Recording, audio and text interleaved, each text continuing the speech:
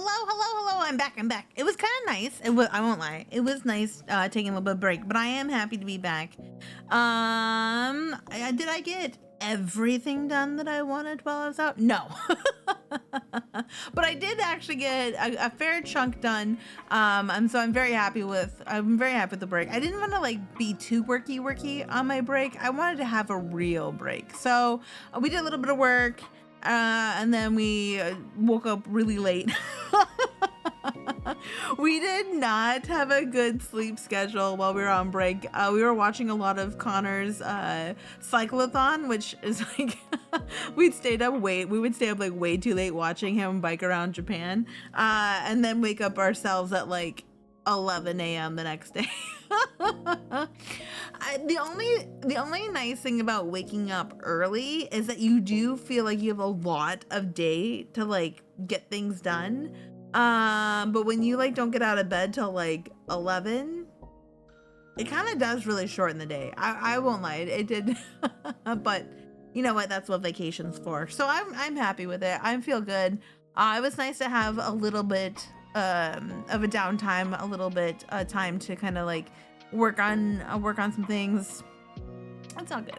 I will also say I finished up this trilogy by Laura Lascarso. You guys are who? Yeah, no one knows it, but she's a really good author. It's called the Mad World trilogy, and the first book in the trilogy is called Mad World, like the song. But it's zombie apocalypse. And I don't know, to be honest with you, it feels like it could happen anytime. Like the way she describes the apocalypse, and it follows like these young adults. I think they're anywhere between like, it takes place over a little bit of time. I'm gonna say like, I think they're like around 17 to 19. I think because there's like a group of them, and I think they're anywhere between like 17 and 19, and they're like kind of just trying to survive. But it takes place kind of in they don't really say too much, but they do mention going like to Georgia at one point, like Atlanta, I think, and then some other place in like around the Carolinas or something. I don't know. It's kind of like, they do a lot of traveling. So it's like, it feels like reading this, it's basically an outbreak happened and everything's now messed up. But the way she describes it, I'm like, this feels very realistic. I felt like it was like a realistic apocalypse, not like anything too crazy, nothing too Mad Maxy. Hey Cal, how's it going? So if anyone really likes Last of Us, I feel it's kind of like that. I feel like it's like, you know, like Last of Us feels like a true apocalypse. Like you're like, you watch it and you're like, yeah, oh yeah, we're on our way, right? We're on our way to there right now. This Mad World trilogy kind of felt the same way, and it was really well done. I liked it a lot. I highly recommend if you're looking. I don't know if anybody wants to dive into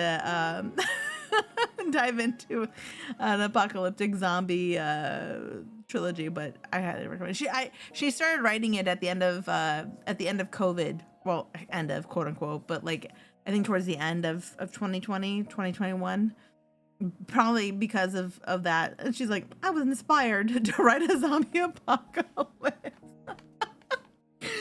And I was like, oh, I'm here for that. I think Laura Lascarso is a really good author. I think more people should know of her.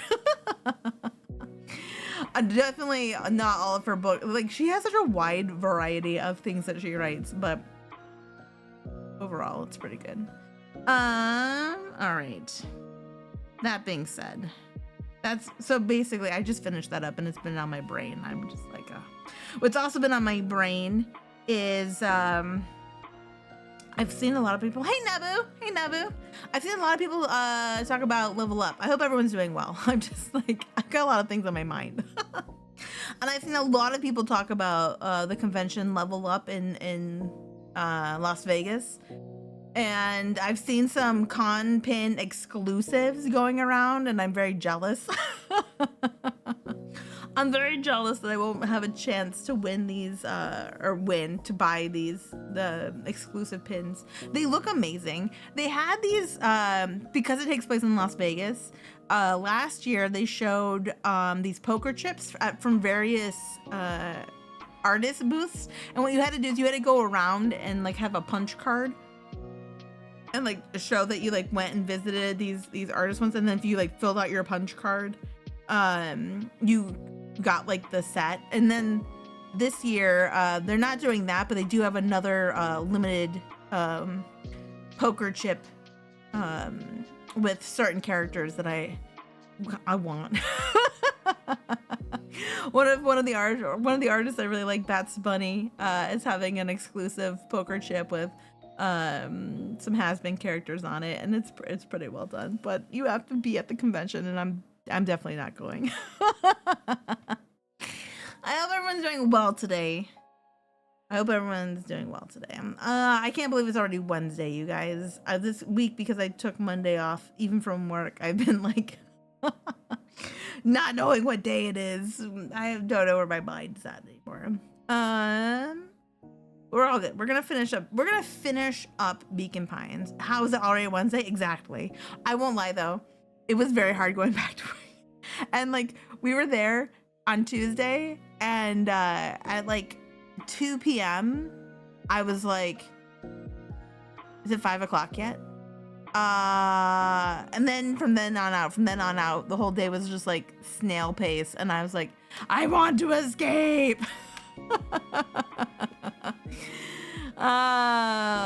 Thank God it's Wednesday. Now we only have 2 more days left this week. Ugh. Lord, good Lord, there's just too much going on everywhere. Something needs to slow down. I want to escape too, I know. One of these days we'll escape. And it'll be a different experience. All right. Let's do it. Let's get into some Beacon Pines. I know whoever convinced us that capitalism was the way, it's kind of very sad. Because you know what, you think about this, we have all these resources, and humans are made to do art and like dance and just have, I think, of course we need like rules and stuff like that, but whoever convinced us to make things for someone else's gain, where did we go wrong as humanity? Who made us do that? When did we decide that? All right, where we at? There we are. Boop, boop. There we go. It's like, all right, let's get that open. Let's pause the music. Let's make myself a little bit smaller. Let's make myself smaller, I said. I'm covering up too much of the screen. Bloop, bloop, bloop. There we go. And then I gotta change my category. We'll be good again. And then another. There we go. Cool. Guys, can you imagine where we'd be if, like, instead of thinking about having to have a job and make money for a house and stuff like that, if we didn't have to worry about housing? Can you imagine what we could do as a society? Chapter 8. There we go. Anyways, let's stop thinking about society now. Just think about this society, which is kind of The indicative. cold, hard truth. This has gotten interesting. Beck leapt up, allowing the suction to yank her into the dark. Dimness eclipsed around her like the shutter of a camera as she seemed to cover great distance in mere moments. Now we get to, Her only points of reference were glints of upcoming turns, which approached with frightening speed, only to carom her gracefully along. She heard the tinny, distant echoes of Rollo's glee. Once she stopped fighting against it, the ride was impossibly smooth. Then, all of a sudden, as if minutes had passed in an instant, light blazed into view. A burst of wintry air snuffed across her face, and she was flung out into the cold. Okay. Interesting. I want to do more diner stuff too, but I think we have a little bit. I'd like to see if we can get a little bit more charms, as they call them, before we do that. That was intense. Yeah. I think I might have parted with some fluids in there. Oh my God, Rollo. Really? Any idea where we are? Somewhere cold. It doesn't look like it got on any of us. Rollo, get out of here. I didn't feel like we traveled that far. So where did it all go? This place sucks. Why would anyone even want to blow something up out here? The only one way to find out, I suppose. We gotta catch up to Nuncreed. I think he went this way. Alright, catch up to Nuncreed. You mean dilly-dally or no? Because you know where we are, right? Come on, you know where we are. We're right here. Alright. This is where your house was, supposedly. Looks like we aren't getting back that way. Alright, just had to check it out. Alright, there's the Beacon Pine sign. This looks familiar, yeah? Maybe we can clear off the snow? No time, Nuncreed's getting away. Can't go that way. I still can't go that way. Anything we can look at? Oh, okay. This is starting to feel really familiar. I may not be the most well-versed of all things in Beacon Pine, but this does look like some sort of frozen replica of town. I got it. It's so obvious now. Mr. Nuncreed is an alien. Orello, stick with me here. This species can only live in sub-zero temperatures. Oh boy, here we go. The source is their base camp dimension, so naturally they keep it cold. We found it by traveling through these metallic wormholes back there. And the final objective, kill us all and shapeshift into a Beacon Pine citizen of their choosing. You never really had me, but you very much lost me there. You get used to it. We should keep moving. To be fair, is it that far off from what's actually going on here? I don't think so. All right. As they rounded the corner to the frozen town square, they spotted Mr. Nuncreed inching cautiously toward a pit at its center. He held his arms out gingerly, as if approaching a beast in the wild. Upon closing the distance, Luca recognized what Nuncreed was after. Gran stood confidently at the edge, one arm outstretched over the abyss. Nearby, a wheelbarrow had been emptied out. She held a lit torch, which flickered in the bitter wind. Bye, Gran. Juniper, I don't know what you think you're doing, but I assure you this is not going to solve anything. If you drop that, you've doomed this whole town. Oh, it wasn't me who doomed this town. I've been watching you, Joseph. I know what you've done. You and your co-conspirators. Gran? What's happening? Luca, you and your friends need to leave right this moment. Mr. Nuncreed turned back toward the kids, desperation in his eyes. Listen to your grandma, Luca.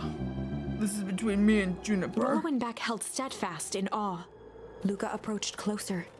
Mr. Nuncreed spun back toward Gran, his voice growing louder. You got it all wrong, Juniper. Just hand over that torch. You don't understand what you're doing. How could I possibly trust you to do the right thing? You told me, Walt told me everything. He trusted you and you betrayed that trust. Luca, did you know that this man's entire life is a lie? If it weren't for him, your father might still be alive. Mr. Nuncreed winced with anguish. His voice hardened. That's not true. They both now yelled, not to each other, but at fate itself, making their peace with long-held burdens. The wind howled with encouragement. Walt was like a brother to me. We just had different ideas about how to affect change. Very convenient that your way just happened to line your pockets. Now that's not fair. They menaced at each other, both catching their breath. The moment balanced on a knife's edge. What's we got to do Amid now? a blur of emotions and memories, Luca's mind flooded with questions. The wind calmed, as if to give him the stage. We began to weep or hum. Interesting. I'm gonna go with, I think hum might be the right one, or I mean, quote unquote, right one, but I'm gonna go with weep. I want to see what happens. And in the stillness, he began to weep. It was all just too much. Falling to his knees, Luca whimpered softly. The tears crystallized as they hit the snow. Gran stared at Luca for a moment with warm sympathy, remembering why this was all necessary. This will all make sense soon, Luca. Then everything can go back to normal. I promise. She stiffened up and brandished the torch at Mr. Nuncreed. You can't hide behind those people any longer, Joseph. Once their precious source is destroyed, we'll see where their loyalties fall. Juniper, don't! Ignoring his final plea, Gran flung the torch into the deep darkness. Gran! What are you doing? She smiled and exhaled in relief. Mr. Nuncreed moaned in resignation. The torch echoed as it ricocheted down the hole, punctuated with a thunderous thud. Gran, you killed us all! You see, Joseph, I've learned one very important lesson in life. If you want things to change, then you must be willing to... Before Gran could finish, the ground shook her to silence. Bye, Gran. Bye, Rollo. And we're all frozen again. Gran only had time to spin around and run to Luca. Her attempt to shield him, an honorable but trifling act. Unflinching love, pitted against an unthinking horror. There was no contest. Her warm embrace froze in an instant. That is where they remain, fixed in place. Today. Forever. And so, our story ends on this melancholy scene. Another in a melancholy. town brought low by its secrets sits the frozen statues of a misguided band of meddlers. The end. Or Well, is it? That was dire. On the bright side, we finally figured out where all the ice is coming from. Now, we just need to find a way to deal with a mystic, unfathomable force of nature. But we know what to do. But hold on a second. Before we go there, that.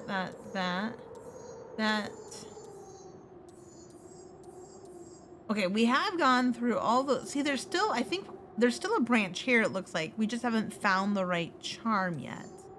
But I think... Was it here? I think... Yeah, I've got a couple more charms. I want to see...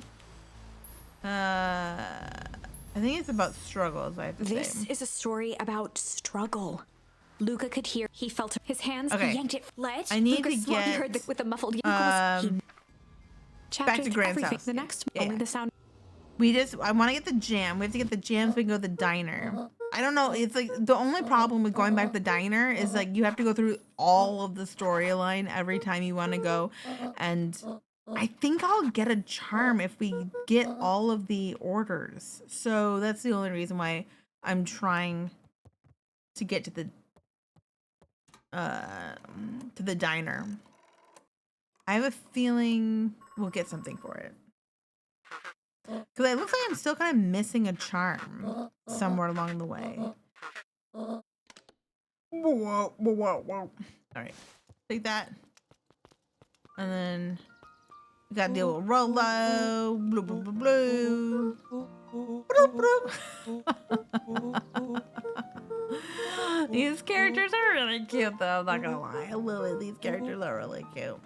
Okay. Bye, Rollo. Okay. Alright. Time to go to the diner.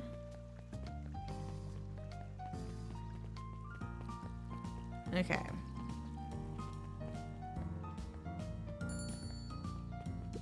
Luca squinted at memories of the. Okay. Let's see if we've got any. We have a couple new ones. Perfect. Oh no, Luca! Go into the diner. Alright, what do you want? Miss Hatch. What can I get you? Oh, I'm not terribly hungry. Something snack-sized if you could. All right, snack-sized. What do we got? We have to pick... Oh, we have a tiny, tiny burger. Oh my goodness, lettuce are adorable. Oh my goodness. Let's see if that'll do it. Let's see if that'll. I call it the novella. Lovely. All right, very good. If it isn't little Luca. Hey, Uncle Nuncreed. How come you haven't been around the house lately? Well, your dad and I had a little disagreement is all. Now, how's he doing? Has he mentioned me? Not really. He's been busy lately. Sometimes he doesn't come home from work before bedtime. That's so. Well, tell him I'm thinking of him. You seem sad. Nonsense. What can I get you for lunch? Fact of the matter is, I don't have much of an appetite right now, but Uncle Nuncreed, you gotta eat. I'll make you something special. That'll cheer you up. All right, so now we're gonna go make something special. What would that be? We've done. I'm gonna assume it's gonna be something that we haven't made before. I don't think we put the bacon on anything. I'll make something to cheer. Oh, wait, is it supposed to have the happy face on it?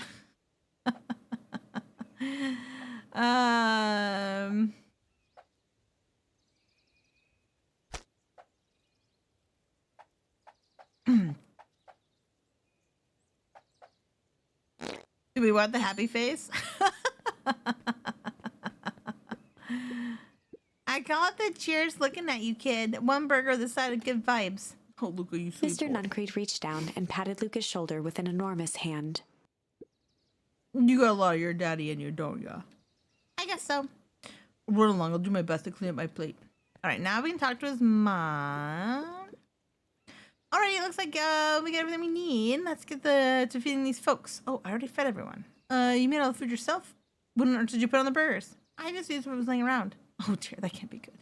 Thanks again, Luca. Best burger I ever ate. Surprisingly competent. Everyone seems happy. You really are a remarkable boy, aren't you?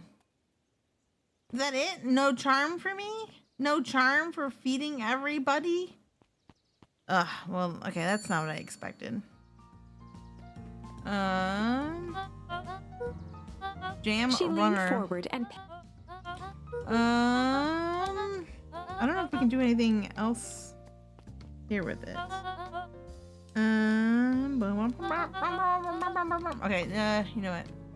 Oh, fine. I have to get out of this dialogue. Now I'm stuck in the dialogue. Luca shifted the basket. Mrs. Fratelli lifted the cloth and inspected the jam. She carefully lifted out her jars. All right.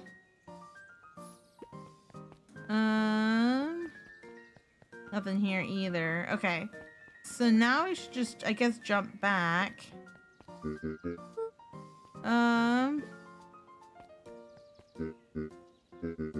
Oh, yeah, we already talked to him about him not knowing how to make a speech at the big festival day. Okay, I really just need to... So we've done all that. We don't... Need something that's not shame. Alright, let's see what happens if we go back and we hum. And in the stillness, he began to hum. After the death of his father, Luca had trouble sleeping. Each night, his mother would sit at the foot of his bed and hum a gentle melody. It was the only thing that could calm his mind, the only thing that, however briefly, could make it all seem okay. That melody pervaded every memory Luca had of his mother. Shivering in the raw snow, he began to hum it out loud. I'm kind of surprised none of the new ones have changed anything on the other sides, too.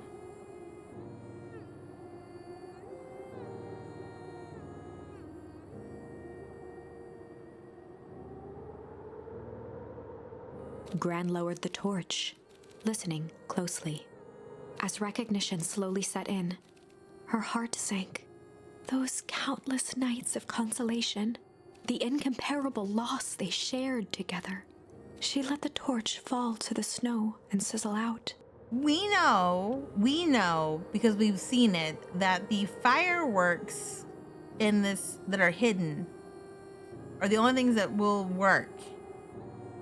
But we can't know that here because we never talked to the other guy. I don't know how to connect those two. A few steps toward Luca was all she could bear before dropping to the snow herself. Then she died of heartbreak. Through a flood of tears, she began to hum along, note for note. Okay, so maybe she is my grandma. I was questioning it for a while.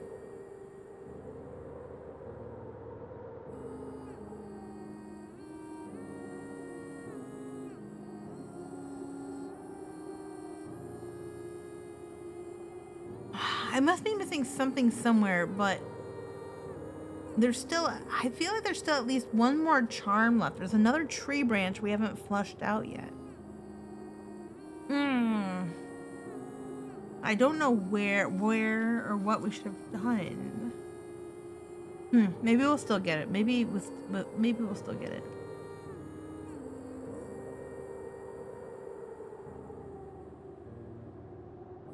Luca lifted his head in astonishment. The last time he heard that melody was the last night he saw his mother.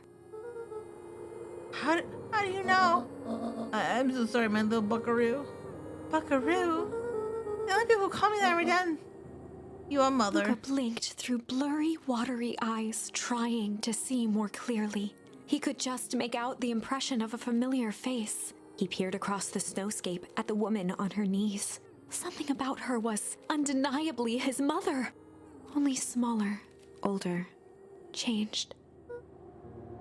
Mom? That's right, buckaroo.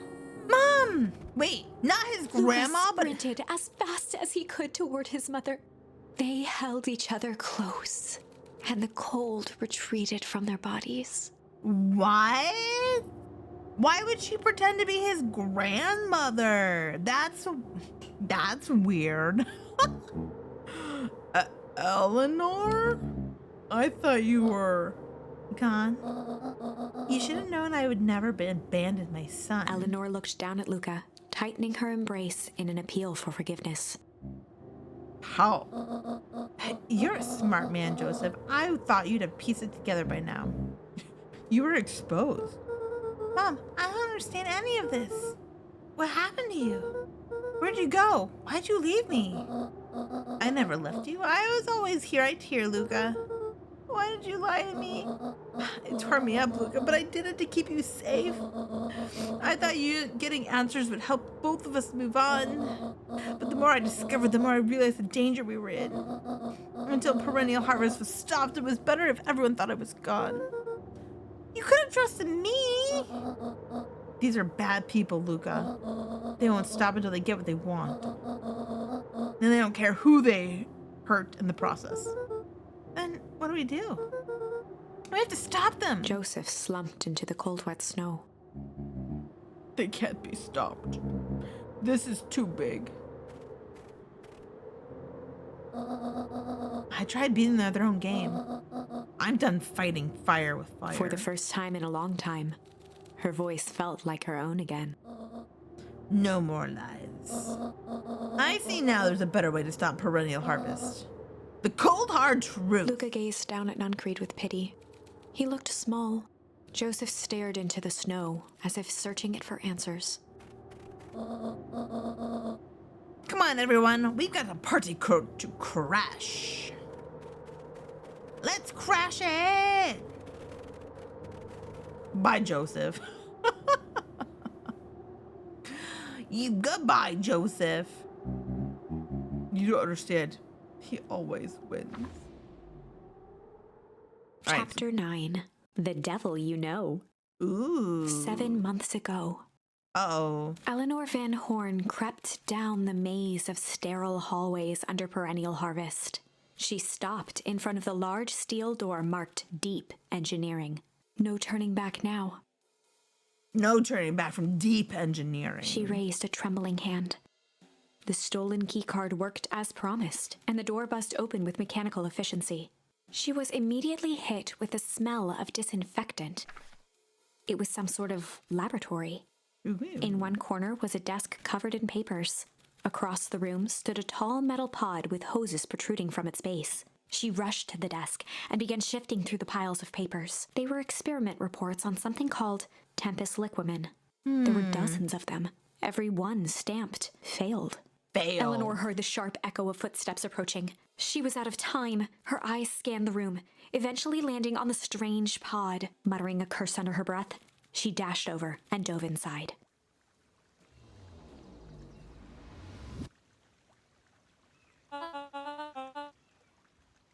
And that is what change is all about.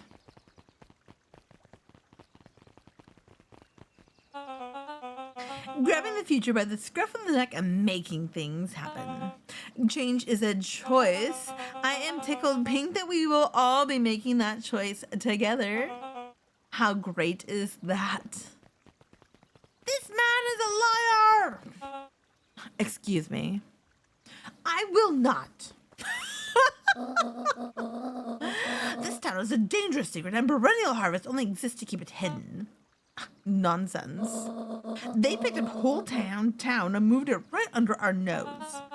You aren't making any sense, dear. Mr. Kerr addressed the crowd with a sarcastic tone. Imagine such a thing. It's absurd and just plain impossible. They promised they could fix the foul harvest.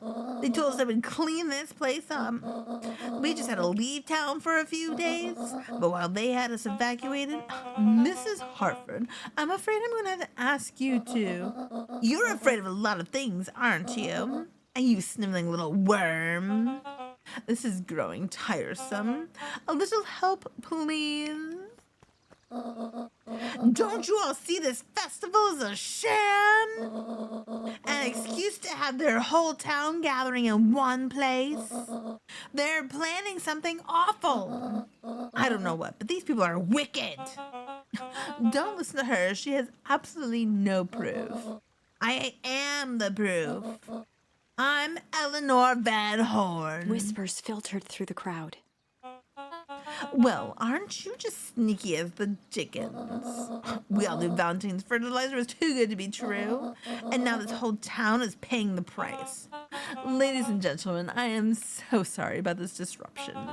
My associates will take this obviously disturbed woman somewhere comfortable so that she can get the help she needs. She's not the one who's disturbed. You two-timing clown. You all know there's something wrong with this town. It was just easier to look the other way. The truth is.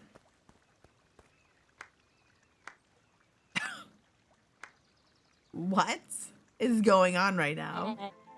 That's quite enough, Mr. Nuncreed. Torment dragged on Joseph Nuncreed's face. Yes, sir. Take them away. No, I want them to see this. Oh, the ever-temptress Eleanor Van Horn. You've been quite the thorn in my side, like a weed that's burrowed in where it doesn't belong. I must confess, you look dreadful. He paused for a moment, plucking a piece of fuzz from his sweater and discarding it to the ground. Consider yourself in a rare company. You've managed to pull one over me. It won't happen again. I knew you had some sort of plan to disrupt our little party. But alas, I expected something a bit more impressive than incoherent rambling. No matter your failures are yours to bear. Mr. Kerr. Yes, sir. It's a shame it was cut short, but I thank you for that rousing oratory. I will take it from here. Yes, sir. Of course, sir. You've done quality work for me, William. You can look forward to the recompense that we agreed upon. Kerr gave a bow of deference. Founder, you are most gracious. Gasps rippled through the crowd. Thankfully, we can dispense the formalities from here on out. Solomon pulled a glass vial from his pocket. In one smooth motion, he downed its contents. I'm a triumphant monster! smile grew across Solomon's lips. You can all call me Sharper Valentine. His body and face began to contort and expand as he disappeared into a belching green mist.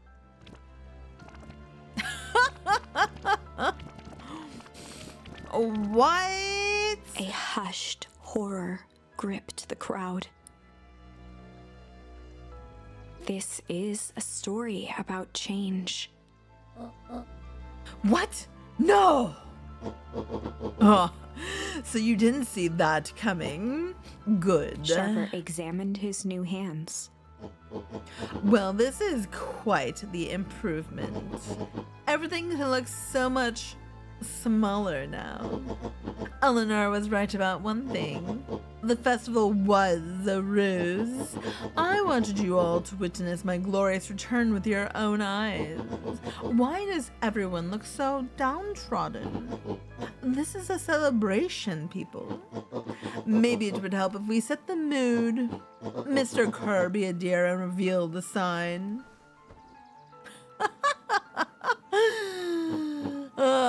Wonderful. Sharper choked out a crude squawk of a laugh. Frustrated grumbles sprinkled through the crowd. Sharper, you malicious bastard! Oh, we've got some malice now. I'm glad you're back so I can tell you to your face. You destroyed this town. We ain't gonna let you get away with it again. Oh, sorry. This is not the time for audience participation. Some assistance, Mr. Kerr. William Kerr gave a subtle nod to the clipboards. You coward! Does anyone else have something to contribute? A helpless quiet settled over the crowd. I thought so. Did you all truly believe you could be free of me? A town of complete and utter fools? You people should be celebrating my return. You clearly lost without me, and that leads me nicely to my children. Daddy? You're gonna be destroyed, Gus. Don't fall for it. Poor Gus. Poor Gus. He's gonna be mowed down right here. Sharper Valentine does not care about his children whatsoever. I gave you both the greatest gift a parent can give. The opportunity to prove yourself in my absence. Squandered. To say I am disappointed would be an understatement. But silence, Augustus. An adult is speaking. I don't know which is worse, a son who is completely hopeless, or a daughter with such potential who inevitably lets me down. Eris, you failed me with admirable consistency. Thankfully, I was counting on it this time. Father, I have been wasting time, my dear. What have you accomplished? I was focused on cementing our legacy. Legacy? Who needs a legacy when you can just live forever? But what about... It's all right, kiddo. I'm afraid you suffer from a complete lack of imagination. There's just no helping it. Now then, where is just... Wow, damn, they just got burned by their dad big time. What a horrible, horrible parent. What a narcissistic a-hole of I can't even... That man, this man right here... needs to be taken down. That's all I'm saying. You didn't take the opportunity to slip off, did you? Ah, there he is. Everyone should give him a hand. None of this would have been possible without Joseph. I think you've said enough. Nonsense. People deserve to know how helpful and loyal you've been. I only do what I did because he left me no choice. You always had a choice, Joseph. You were simply too weak to take it. No matter, cheer up. You are about to be rich beyond your wildest dreams. You should follow Mr. Kerr's example. When I found him, he was in a sorrier state than any of you. An aging actor, desperate to recapture his youth. He played his part, and soon he'll be able to play the leading man again. Forever, in fact, if he remains loyal. That goes for all of you. Well, those who haven't already frittered away my goodwill. Beacon Pines is mine again. And I am willing to share its spoils in exchange for absolute loyalty. Are you saying William Kerr is never in charge of perennial harvest? You think that puffed up blatherskate could have accomplished all this? Dawn, I suppose it's time for your big exclusive. Sharper addressed the crowd with indignant pride. He'd planned this moment for so long that now, at the deed's fruition, it almost felt frivolous. You see, I needed a figurehead to hold things down while I orchestrated my return. Someone to misdirect, lie, and bilk this town for a spell. So I invented William Kerr. And take your bow, you've earned it. Mr. Kerr flourished a preposterously elaborate bow.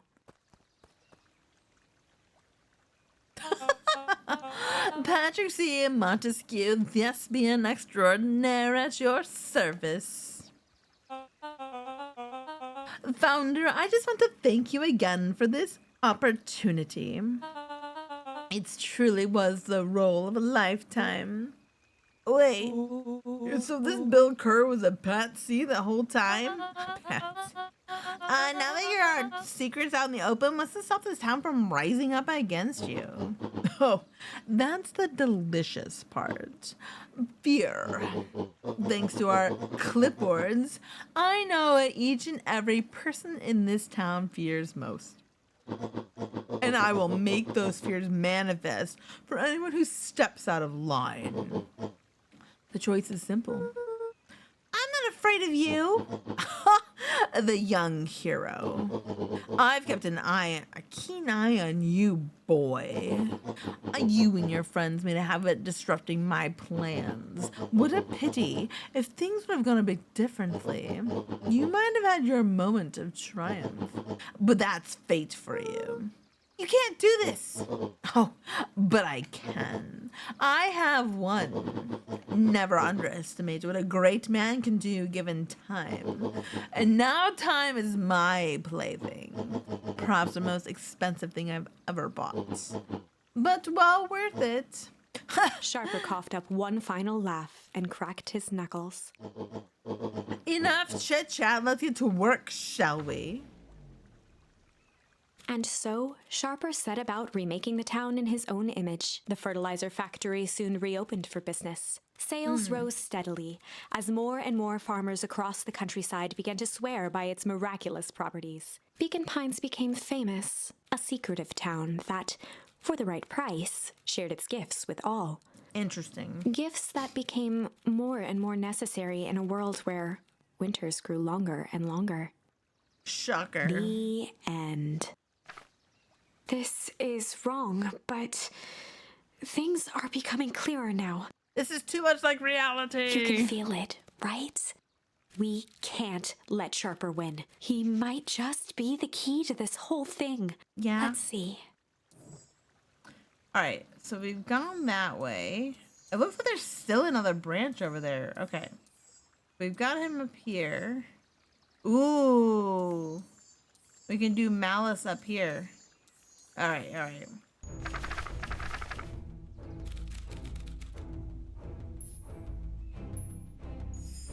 There was a malice lurking behind those eyes, like a trap ready to spring. Luca felt the weight of Nuncrete's hand on his shoulder. Something wasn't right. He didn't know why, but something was telling Luca to get out of there. I just want this all to be over. Of course, I'm sure it will all work out soon enough. I should get going. I told Roxy I'd check for Rollo at the treehouse. Luca twisted free of Nuncrete's grasp. Of course. Of course, Luca. You know your dad and I were good friends back in the day. You can come to me with anything. Hey, Kiwi, how are you doing? I hope you're doing well. How are you? All right. We are in the middle. We're actually, I have a feeling we're going to be able to finish. We're kind of towards the end of Beacon Pines. I think Luca's in trouble. I've been really enjoying this one. It's really cute. And it's a little dark, but I like it. Dark in the right ways. Anything at all. All right. Bye, Mr. Nuncreen. You're kind of weird and I don't really like you. All right. I think we've already kind of maxed out the library, honestly. Can I talk to you at all? No. Okay. Back to the treehouse it is. Ugh, stuck on that. Stuck on it. All right. Ooh. Let's see if we can overhear what these guys are saying. The festival decorums are a bit humdrum. Now, if I were to throw a festival, it would be a thing to behold. I agree. This is all more than a little sad. It's worse than sad. It's boring. What if we did a little something to spice things up? I'm listening. You know the festival sign waiting to be unveiled? It would be a shame if The two scurried off, eagerly formulating a plan.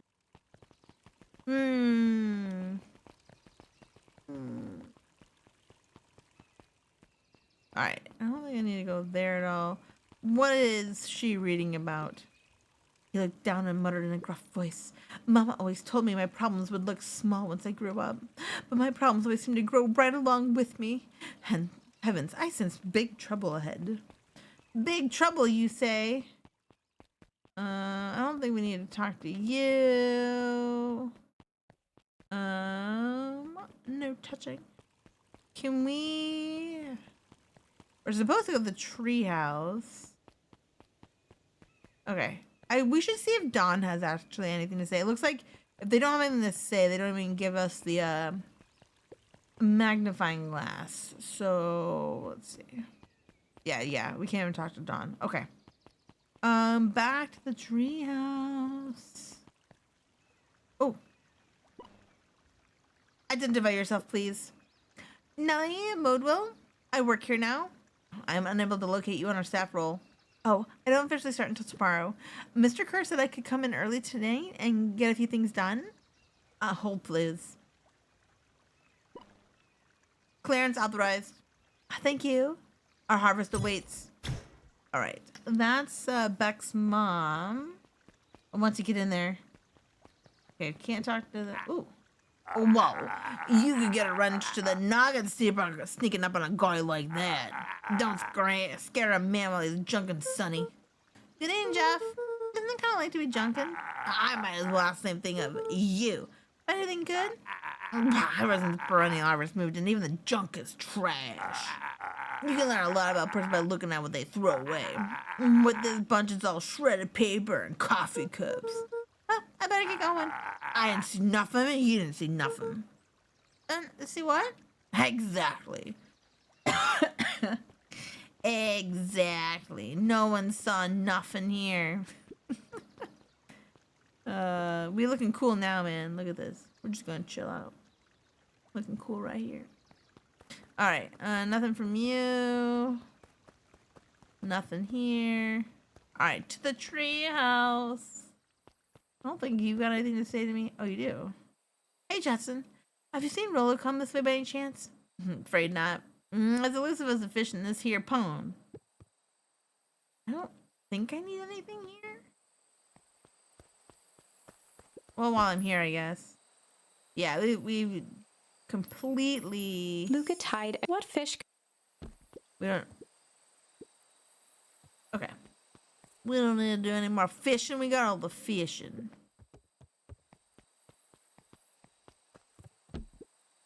Rollo?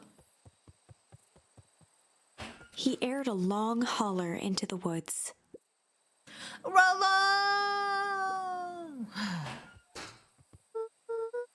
Rollo, wherever you are, I hope you're okay. Luca felt his eyes getting heavy and plopped into the beanbag. he conceded to its lumpy embrace. Okay, we're waiting in case Rolo shows up. Once again, Luca found himself in a vast black expanse. Oh my god, not another dream. This time, he knew exactly where to go. He took a single confident step forward. The world flickered and pulsed. He found himself standing in front of the frigid air of a blazing campfire. The source. He plopped down cross-legged and gazed into the cold flame, waiting. Soon enough, the fire began to die out, popping sporadically, until all that was left was a single ember. Lucas stood up and dusted himself off. He plucked the glowing ember from the cold ash, examined it, and slid it into his pocket, a keepsake. The voice of his father spoke behind him. "You made me proud, Buckaroo." Aww. Luca turned to face him. "Dad, what is this place?" A warm grin grew across his father's face. "A place where everything that has been and everything that could be all wait together." Oh. All right, so Luca's really going into the spirit realm every time we close our eyes. I mean, I know dream world's kind of weird, but are we dead every time we go to sleep? Luca found himself staring at his father's face, trying as hard as he could to memorize every single detail. Wait? For what? Another voice spoke out as Luca's doppelganger stepped forward. "That's up to you." Without knowing why, Luca began to weep. Is any of this real? Are you real?" Luca's father bent down to smudge away a tear. "Of course. I'm as real as the part of you that misses me." Ooh. Luca turned to look at the older version of himself. "And you?" The doppelganger choked back tears. "I'm as real as the part of you that's angry he's gone." Interesting. Does that make sense? Not Through really. his tears, Luca laughed. "I think so." Do His you? father pulled him in for an embrace. "Time to go, Buckaroo." Wake up. Luca was startled from his dream by a banging on the floor. Are you in A there? commanding voice rumbled from below. Just as Luca sprang to lock the entry hatch, the door knocked open. No. Chapter 5. Dangers Big and Small. Luca stumbled back. He heard the rope ladder creak under significant weight. Keeping his eyes fixed on the hatch, he inched backward to the balcony. As his hand grasped the door handle, Luca froze. A large figure clumsily wriggled up through the hole. What a big Rolo! What a big Rolo! Look how big Rolo got! Oh my god! Stop right there! Rolo! Oh, I know it's dark and all, but I figured you'd recognize me. Who are you? The large figure cocked its head inquisitively. Stop now or I'll clobber you with a baseball bat. Whoa, whoa, whoa, whoa, whoa. Take it easy. Luca, you need to get your eyes checked. It's me, Rolo. Nice try, but I know you aren't Rolo. You're like one of this random uncles or something. Where is he? Uncle. Luca, quit messing around. This is me. If it's really you, prove it. Flaming chicken coop, Luca. Luca's jaw dropped. He peered more closely at the man standing in front of him. Something about him was undeniably Rolo.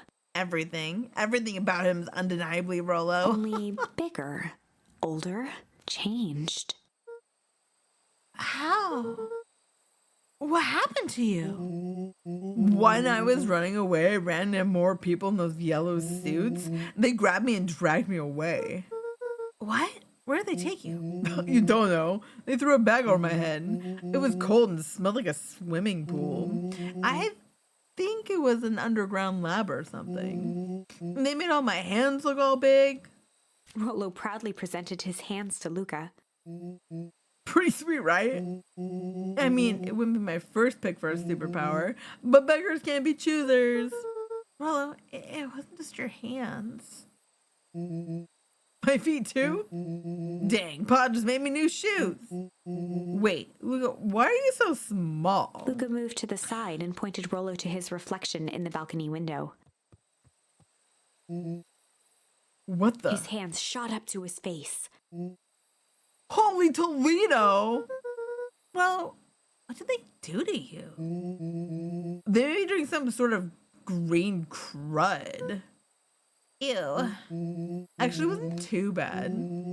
I passed out and woke up like this. And then I sorta smashed open my cage and escaped. Whoa, you smashed open a cage? Kinda. And at least I think I did. It's all a bit of a blur. They had you in a cage? Who are these people? I don't know who did this to you, but we're gonna fix it. Fix it? This is awesome. Well, I'm just glad you're safe now. Luca, you don't need to worry about me. Sure, I got snatched, but look at it this way. I got snatched. I know where snatched people go. Rose out like, dude, I know where people go when they disappear now. It's like, yeah. Oh my god, Rolo's like having the time of his life here. It's crazy. We may finally have a lead on what happened to your family. Maybe you're right, but this all seems dangerous. Dangerous? Rollo shadowboxed a few jabs. I'll take them all on. Hey fellas, what's up? With a yelp, Rollo dove behind Luca. Oh, take cover. Did I come at a bad time? Who the heck are you? This is Beck. Sorry, something truly bizarre just happened and I need help. I didn't know where else to go. So you're just hanging out here with your large adult friend? No, this is my buddy Rollo. This is your missing friend? Oh, one and the same. He seems a little old. I'll have you know this is a recent development. What the heck does that mean? Oh, I'm sorry. You're the one who just showed up here out of nowhere. So we'll be asking the questions here. That's fair. How did you find us? Not your silly little treehouse. I think you mean our silly little mission control. I hate to break it to you, but your secret path isn't so secret. And I could hear your racket from miles away. See, Luca, this is why we need to improve security around here. Not now, Rollo. Becky said something bizarre happened? Yeah, but... She shot a nervous glance at Rollo. Anything you say around me, you can say around Rollo. This has just been a weird day all around, hasn't it? Yep. Beck's eyes narrowed. Okay, so it all started when I made it back home. My first order of business was to try and salvage my hair. So I dyed it with some stuff from the chemistry set my mom gave me. That's right, we fucked her hair up. Instead of pushing the other guy in, we splashed her and her hair turned gray. I just need to play it cool and hope no one notices. No, this is what? Oh, nothing. I was just... come over here and let me have a look. Oh, honey, what in the world did you do to your hair? I just kind of felt like a change. This is going to take forever to grow out. You're the one who said that change was a good thing, right?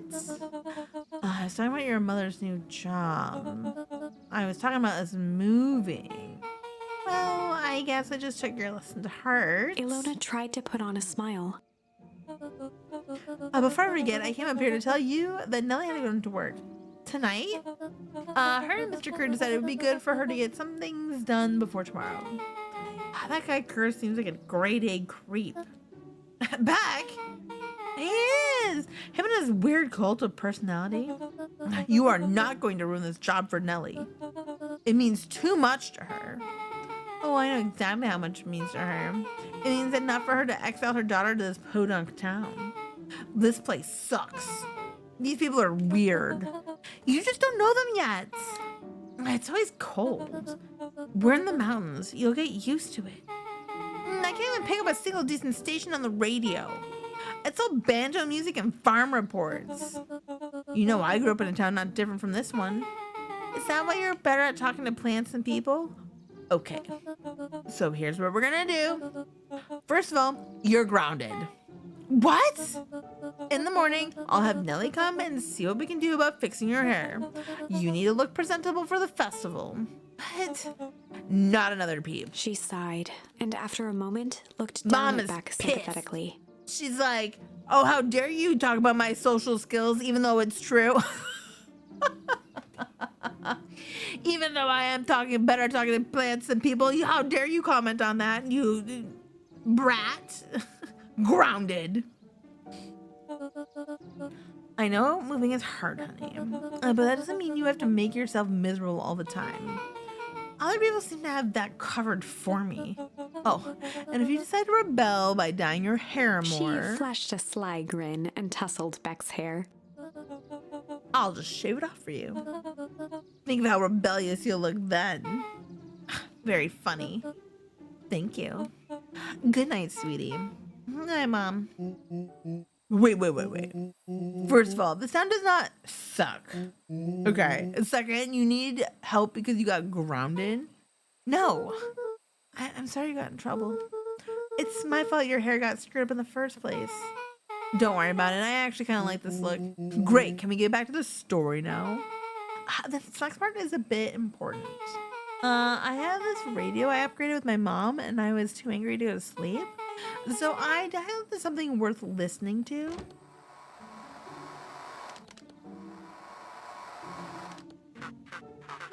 Mr. Kerr, are you there?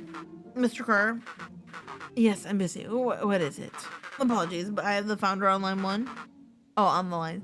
Patch him through immediately. One moment. Hello, sir. It is so nice to hear from you. Skip the pleasantries. What's your report on our new leader researcher of deep engineering? Nellie Modwell seems to be integrating nicely. This very moment, she's working to help us meet our deadline. She offered to work overtime before I even had the chance to suggest it. Excellent. And you have faith that she's capable of finishing the work left by her predecessor? Her work must be complete before the festival. I will make sure that she stays day and night until it's accomplished. Good. You know how I feel about those loose ends. Yes, sir. Once she's finished the work, we need to make a determination regarding her long-term prospects in the company. Immediately, sir. I usually have more time to fully bring people into the fold. We are an endgame, Bill. After your failures with Dr. Prescott, I can't afford to take any risks. Of course, sir. No loose ends, sir.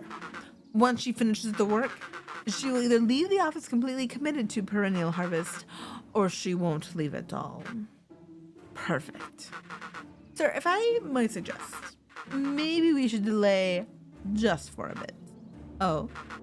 It's just, we seem to be rushing to hit the festival deadline, and rushing into things has caused some issues in the past. I see. Please understand that I just want what's best for you. I'm eternally grateful for all that you've done for me. Bill, I'll make this very clear to you. I brought you in to make things run smoothly, not to have opinion. Of course, sir. Chin up, Bill. You're only a few days away from having everything you've ever dreamed of. Yes, sir. Thank you, sir. Whoa. Yeah. Just so we're clear, when they said loose ends, they were talking about murder, right? Like actually killing someone. Capital murder. Luca gave Rollo a quick elbow to the ribs. Who's this founder? Something you guys would know. Nah, as far as we know, Kerr's the top banana at Perennial Harvest. He sounded scared of this founder guy. So we haven't even top banana on the field. What the hell is my mom caught up in? Has she talked much about the job? Not really. She said she was going to come in and continue the work of someone she respected. Luca, do you think that body at the warehouse was the person Beck's mom came to replace? That would make sense. Beck, it seems like Nellie's predator got loose-ended. I'm getting that impression. Okay, so we need to get your mom out of there before that festival happens. That's 2 days away. Won't she just come home after work? The creep on the radio said they were going to hold her until then. If she's not going out, we gotta go in and get her. Beck flicked a large sheet of paper out of her pocket and slammed it on the floor. Maybe this'll help. You got blueprints? Well, it's really just a welcome mat for my mom's page orientation day, but it shows the layout. She sure looks like blueprints to me. Look, here's the reception area. There's a big room marked Founder's Office, and it even has an exit marked. Guys. We have a deadline. We have an objective. We have blueprints. You realize what this is, right? Rollo started to wiggle with excitement. I think we're heisting. This is officially a heist. Chapter 6. Rollo's like so invested. He's like, heist it out. Yeah, Ocean's 11. Boys, we in The it. heist. They spent the night's end huddled around that small map. Not a heist. Formulating Even a plan Beacon to Pines has a infiltrate the heist. headquarters of Perennial Harvest. It would be no small feat. A modern facility equipped with all manner of technology. You just can't Not get to away mention from the the heist. swarm of clipboards that would most certainly be scattered throughout. By the time the sun began to peek through the car window used as a makeshift balcony door, all were in agreement. This could just work. The final day before the festival would be used to prepare. They'd need to pool every resource at their disposal, pull every favor with a thread. I usually have to choose a thing here. Even What are we gonna enlist ask? some unsavory characters around town with important tasks only they were suited for. Luckily, there was enough ill will and mistrust toward Perennial Harvest that alliances could be found at a bargain. We're gonna, Luca, Beck, and Rollo rubbed their eyes as they exited the treehouse. They hadn't slept at all that night. There was no time. The festival was to begin in 1 day, and they each had their 1 day. assignments. What do we got? All right, quick recap. Rollo, you're gonna talk to Roxy. Cordially. Without her and Fitz, this whole thing is gonna be bust. Me, Cordial is my middle name. Uh-huh. And how do you plan to explain He your waved new vaguely at Rollo's sizable figure. circumstance? She'll be so happy I'm alive, she won't even Beck notice. snorted an involuntary giggle. And Beck, you're sure Luna won't just shoot this whole thing down when she hears it? She'll listen. Once she understands the danger Nellie's in, the danger we're all in, the plan will make sense. Okay. Now leaves me with Jeff, then Iggy. How are you gonna persuade them? I'll think of They something. each looked at each other with sleepy confidence. Whoop, Godspeed. Alright, so we gotta get to Jeff first, and Iggy and Tish. Alright, cool.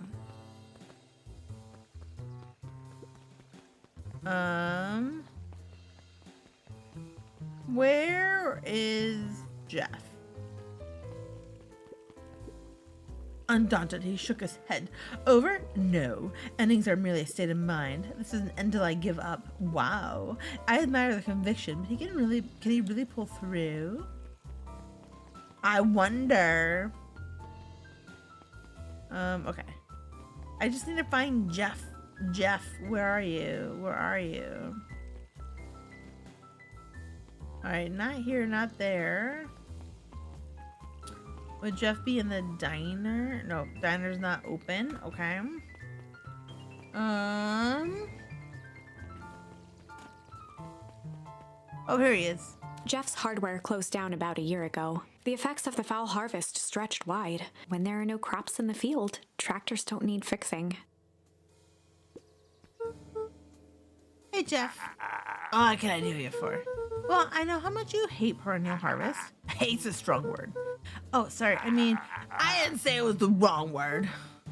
Gotcha. So we're gonna break into their headquarters, and I thought you might be able to help. Jeff wheezed out a long snicker.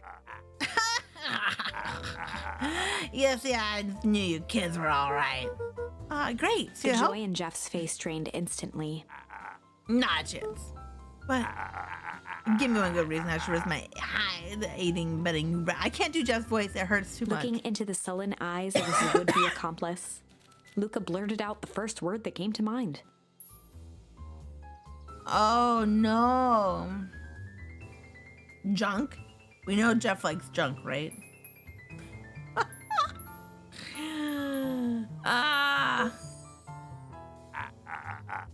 Yeah, what of it? Said I got more junk than the king has copper. Ain't interested. Luca wasn't He shouted out again. Yeah,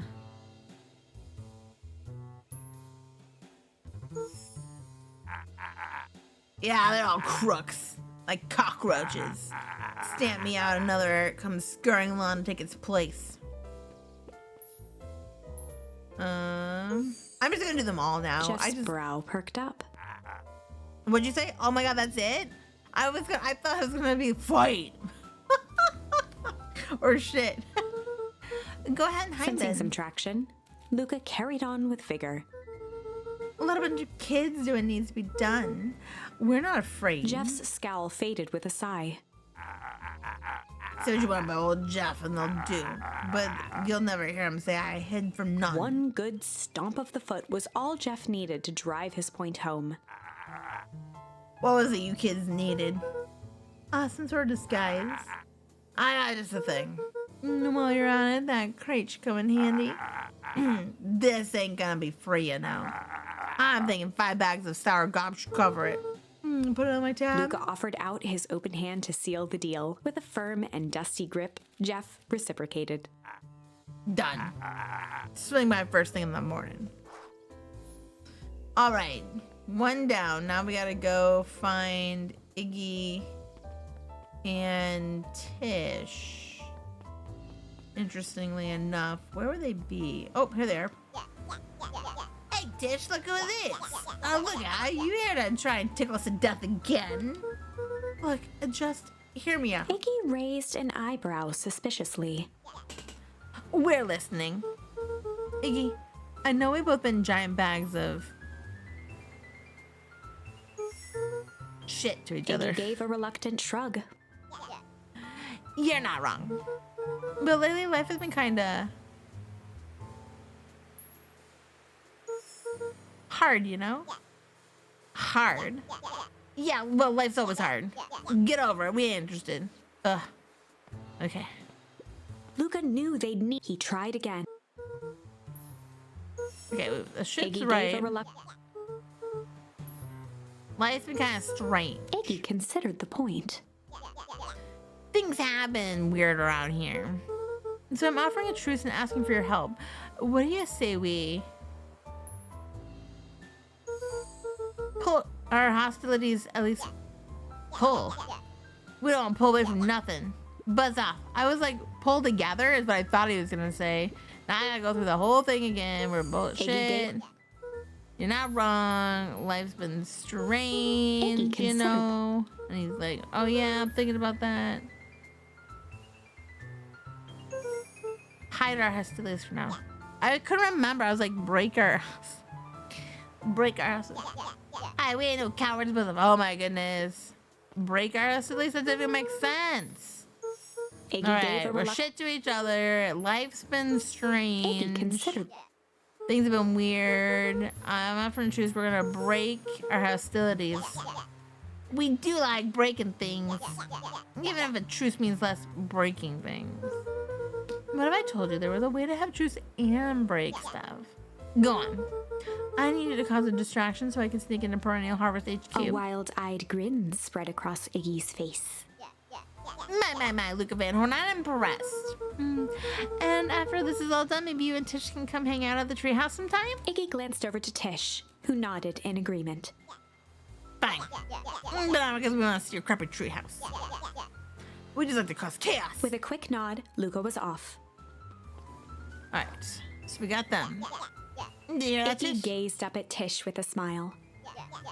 You must hang out at the A treehouse. single tear ran down Tish's cheek. I never expected this day to come. How wonderful. And those are the most words we've ever had from Tish. Chapter 7. Into the Hive. A good Tish is just heist usually saying requires preparation. And thorough preparation takes time. Something they had precious little of. So far, everything was in order. Jeff, Iggy, and Tish all agreed to do their part. Beck radioed Luca that night with a simple and covert message. We're locked and loaded on my end. And Rollo, after a lengthy confession, managed to persuade Roxy and Fitz to help. He stowed away in mission control for the night to avoid attracting attention. There's so many people Rollo, on our side. being uniquely suited for the role, would be the first to breach perennial harvest. The outfit provided by Jeff wasn't perfect, but a convincing disguise is 10% wardrobe, 90% confidence. Rollo took a few vigorous breaths and shook out his arms. Just stay calm, Rollo. You can do this.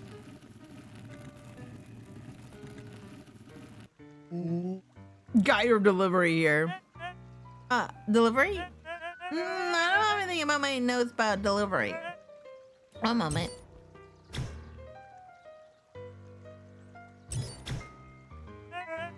Oh, I'm so sorry, but there's no delivery scheduled for this morning.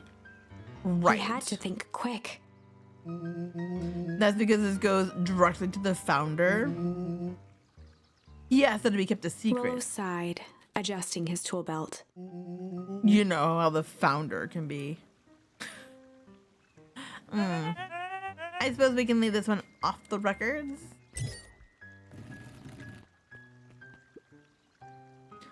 Our harvest awaits and With a such. stroke of his mustache, Rollo proceeded into the Perennial Harvest headquarters. Our harvest awaits? Package here for the founder. Oh, I didn't hear anything about... Yeah, this is a need-to-know kind of thing. I'll He just stammered check. and flipped through the pages of his clipboard. This goes directly to the founder. I don't have time to fill you in. Oh, I see. If you could just complete this Rollo form. interrupted with urgency in his voice. Every time with the forms. Look, if you want to explain to the founder why I'm late, well, it's your funeral. Oh, I'm sorry. What did you say your name was again? Rollo panicked. Our harvest awaits. Sir, that's a restricted area. Excuse me, sir. Our harvest awaits. Ready to light this candle, Tish? Yep. And suck on this perennial ham fist.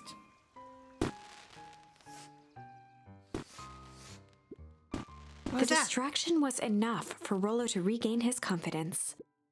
Just open the damn door. I got a job to The do. clipboard fumbled around in a frenzy. Hi. I should check on the noise. Oh, come on. Just buzz me in already. Oh, okay.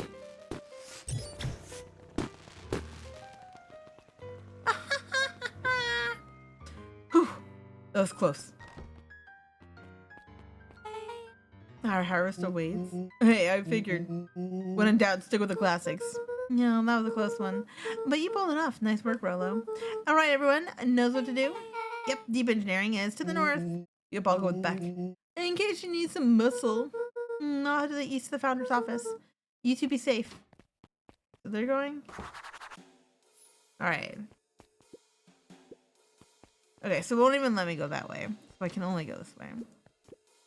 That's odd. There's not even any cups for the water.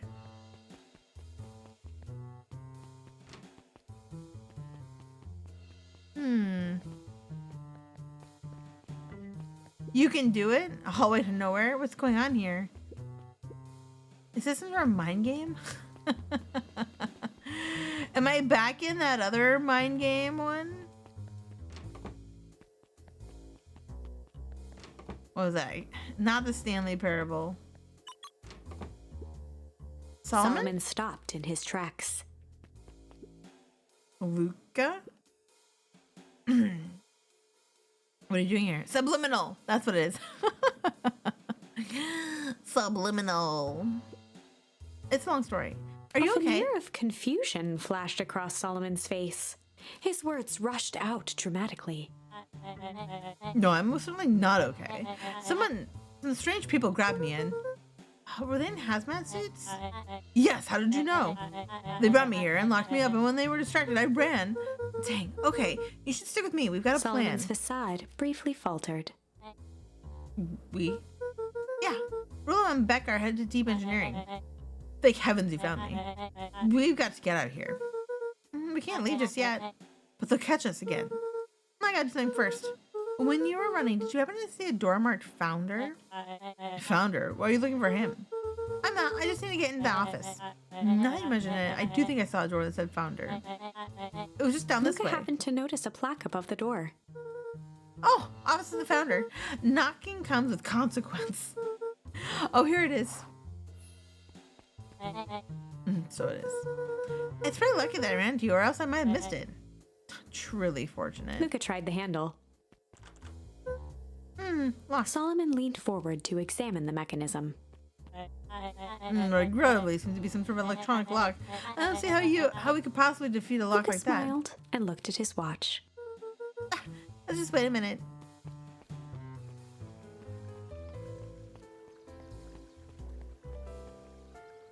What do we got going on here?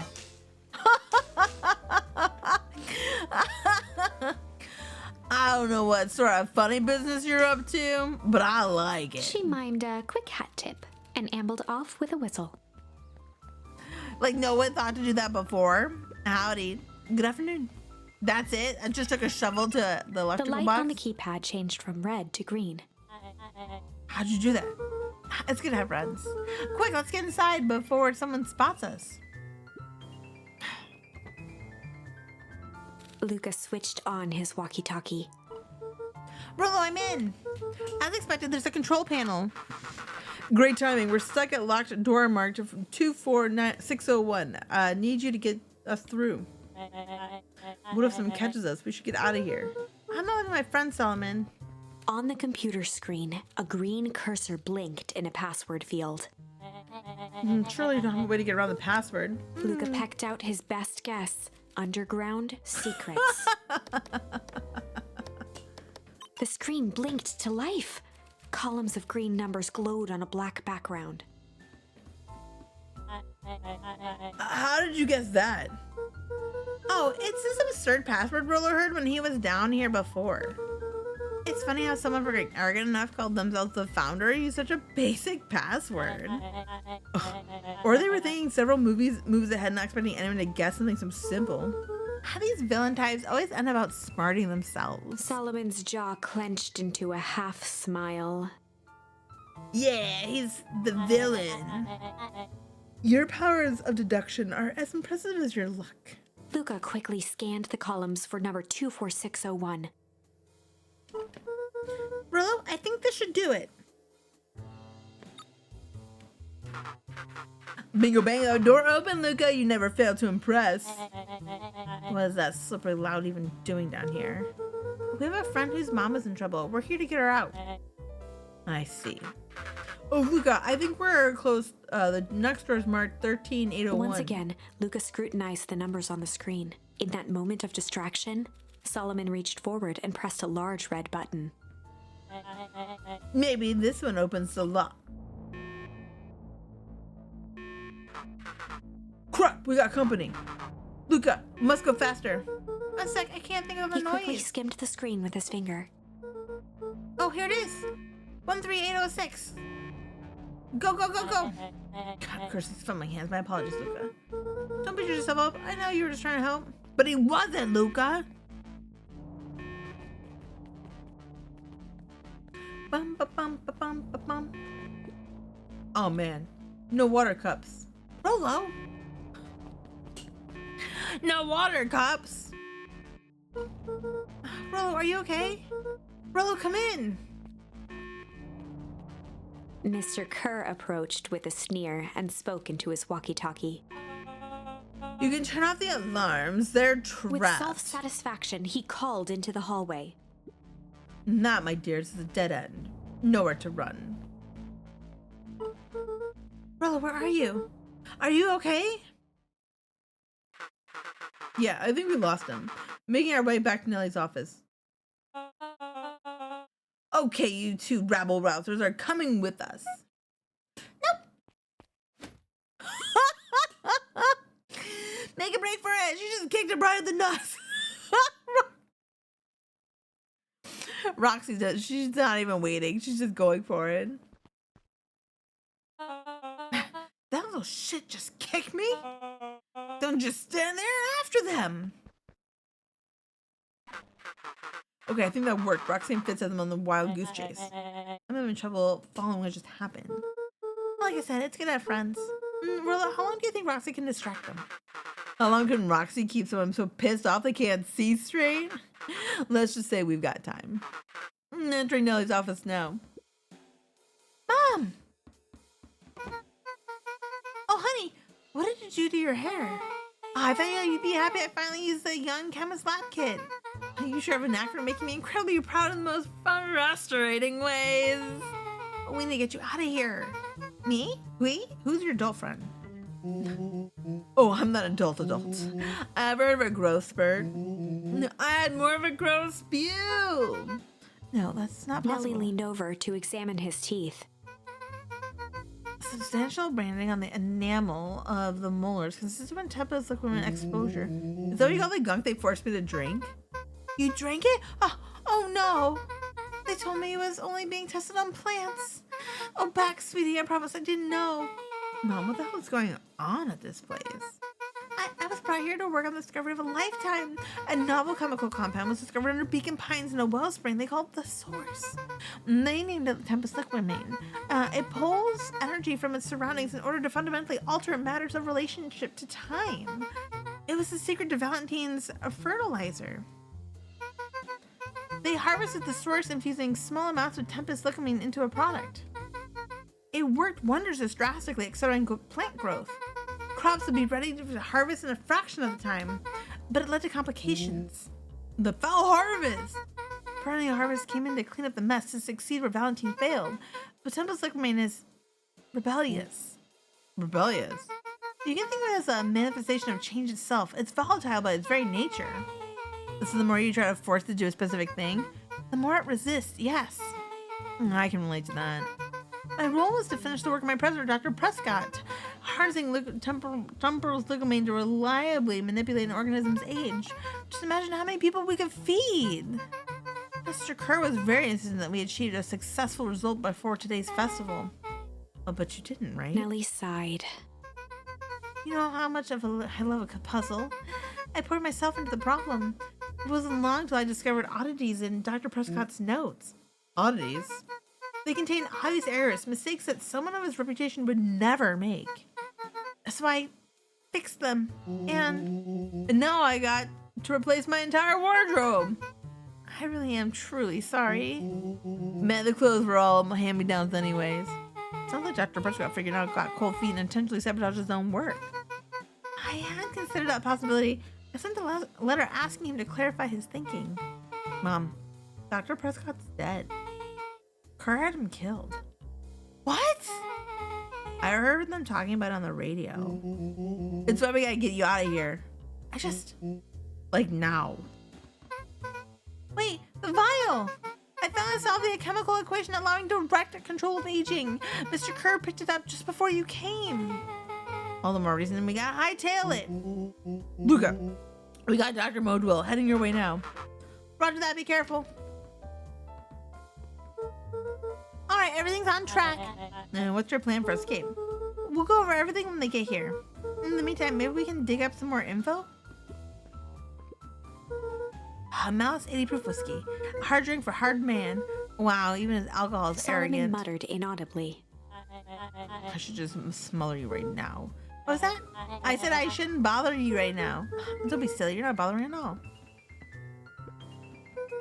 Let's see what else is bad on this bad boy's got on it. Security system, time card logs, payroll. You know, for being so evil, this guy sure is Solomon boring. once again muttered under his breath. Just wait. Huh? Oh, nothing. Luca tugged on each of the cabinets. Yeah, they're supposed to be the good stuff. They're all locked. Perhaps he's not as careless as you suspected. There we go. It looks like the founder was helping her plan the festival? Why would such a secretive leader be obsessed with the party? Only time will tell. Luca held his hand up to the ashtray. He must have really been in here recently.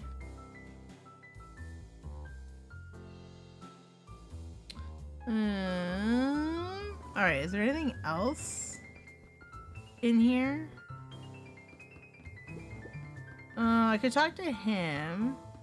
Just making sure I didn't miss any other things. Okay, looks like he's the last one. Yeah, okay. I'm really sorry you got dragged into this mess, Solomon. You don't need to worry about me.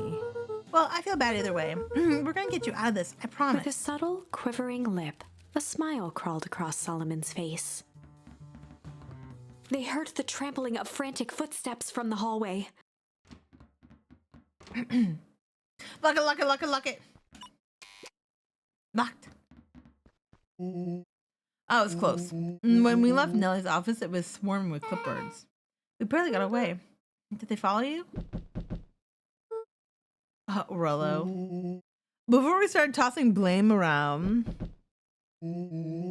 is it possible someone ordered a pizza? We'd love to hear your thoughts. Definitely not pizza. What now? Don't look at me. I'm officially retiring from the heisting business. We're so sorry for the inconvenience. We just have a few quick questions. Just let me think. Can someone watch the door? Of course. Everyone else huddle up. Oops. I think this little caper has gone on long enough. Solomon, no! Hush now, child. The adults are speaking. Dr. Modwell, a brief reintroduction is in order. We never met in person, but we have corresponded. You see, it was I who hired you. Solomon, the pathetic orphan child. The powerful enigmatic founder. Sharper, the fallen progenitor, I think that's how you say it, who created this town. Perennial harvest, Valentine fertilizer, all connected by a single thread. Yours truly. But that's... Her eyes searched the floor in thought. Solomon watched eagerly, waiting for the flicker of epiphany. With a sickened look, she peered into his soul. Yes, now you've got it. Tempest Suckelmane, you discovered how to reverse the process? Solomon clapped with genuine delight.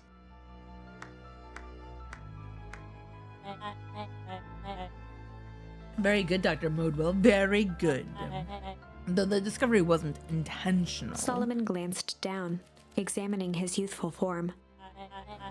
The effects were a little too far for my taste. That's why you needed me to finish Dr. Prescott's work, which you did admirably. Mr. Kerr, the vial, please. Kerr presented it with a theatrical twirl of the hand.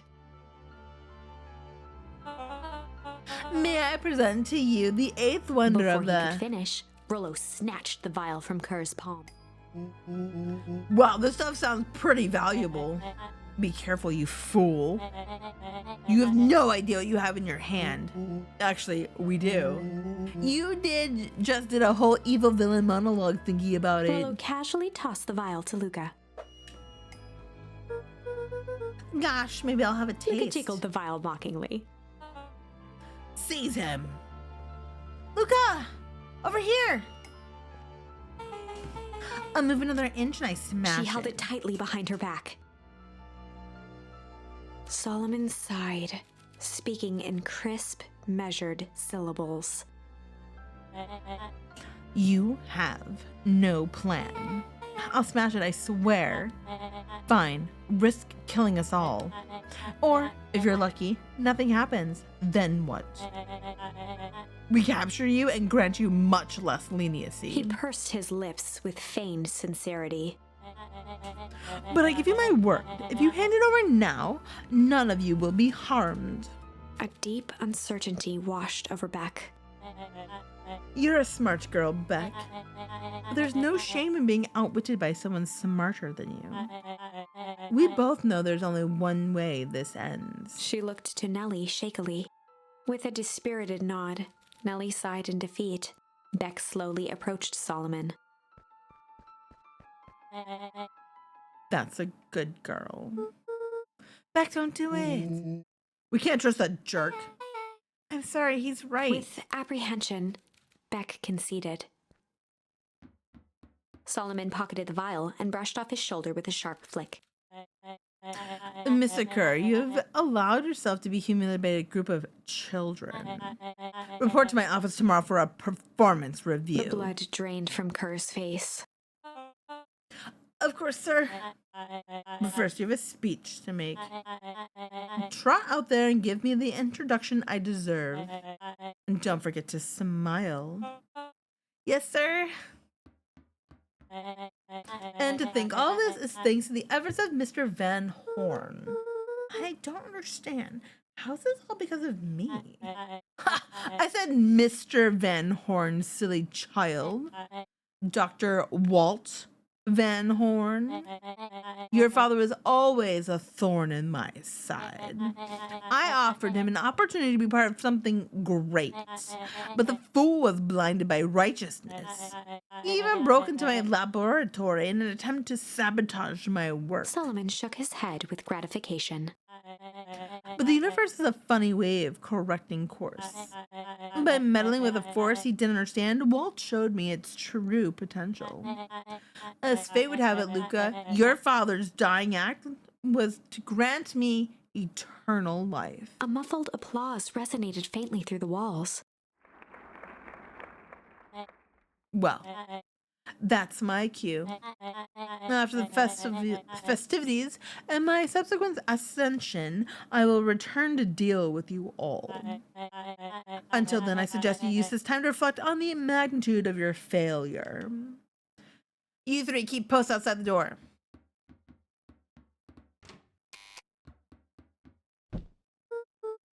Oh, crap.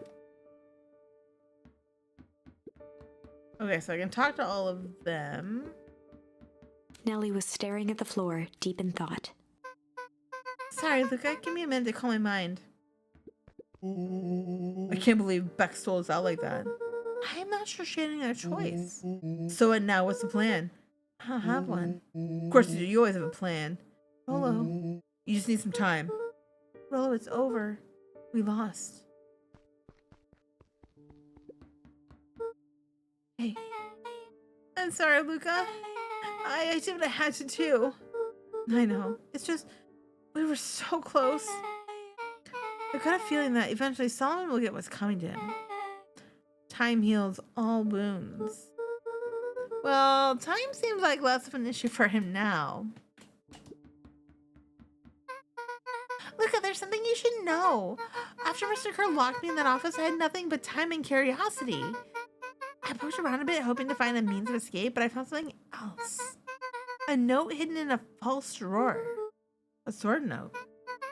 Dr. Prescott was to sense his time at perennial harvest was going short, so he left behind a letter with the hope it would be found by a successor. It was a confession of sorts. He left it for me, but its contents... Luke, I think they were meant for you. Why? What did it say? It was about an incident with your mother. Dr. Prescott found her in his lab with a stolen keycard. There was an accident. She'd been exposed to extreme amounts of Tempest liquid. The color dropped from Luca's face. She survived. Dr. Prescott decided to help her recover. He no longer trusted Perennial Harvest, so he kept her whereabouts a secret. Over time, your mother led him to reconsider the purpose of scientific discovery. Science is often at the vanguard of change, but that doesn't mean it's always right. He realized that no one should have control over something as powerful as time itself. I now believe that's why he began to intentionally sabotage his own work. And it cost him his life. That's a reasonable conclusion. Luca was overwhelmed with emotion. But she's alive. Where has she been? Where's she now? A sudden explosion sounded from the hull. Uh-oh. Chapter 8. Grandma. Comeuppance. Grandma or grandma? Ears still ringing, Gran picked herself up off the ground. Through the dust and smoke, she looked over to see Mrs. Fratelli helping Hiram Tolliver to his feet. She'd had to beg, borrow, and steal to acquire those explosives. How many nights had she spent visualizing how she'd use them to make things right? And now, her one shot at destroying the source, that damned hole that swallowed so much of her life, was gone. Traded for this jagged hole in a wall and a foolhardy shot at rescuing Rollo. With Fratelli and Tolliver at her side, she stepped through. Interesting. It was a strange feeling. The last time she'd stalked this maze of hallways, it was in a different body. They quickly rounded a corner to find a group of clipboards guarding a door. Something worth guarding is probably something worth seeing. She leapt forward, brandishing her cane. If her last chance at vengeance for things lost was truly gone, she would just have to fight to keep what she still had.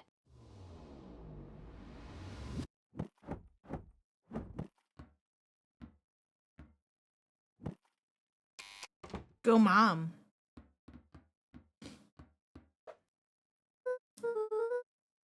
Gran, what are you doing here? Luca, what are you doing here? We're here to save Nellie. We're here to save Rollo. Hey, Mrs. Lucas, Gran. Oh, that's awful nice of you. But I'm fine. Oh, no. What did they... Gran, there's no time. We have to explain what to go now. Come on, everyone. We got a party to crash. They made their way out from deep within Perennial Harvest, just as Solomon finished up his speech. Thankfully, we can dispense with the formalities from here on Solomon out. pulled a glass vial from his pocket. We gotta stop him. In one smooth motion, he downed its contents. A triumphant smile grew across Solomon's lips. No! Well, I guess that's it. We lost. I wouldn't be so sure about that. Beck With in a her sleight of mischievous hand. look, Beck elbowed Luca. Remember when I had the vial behind my back? Ooh. Ooh.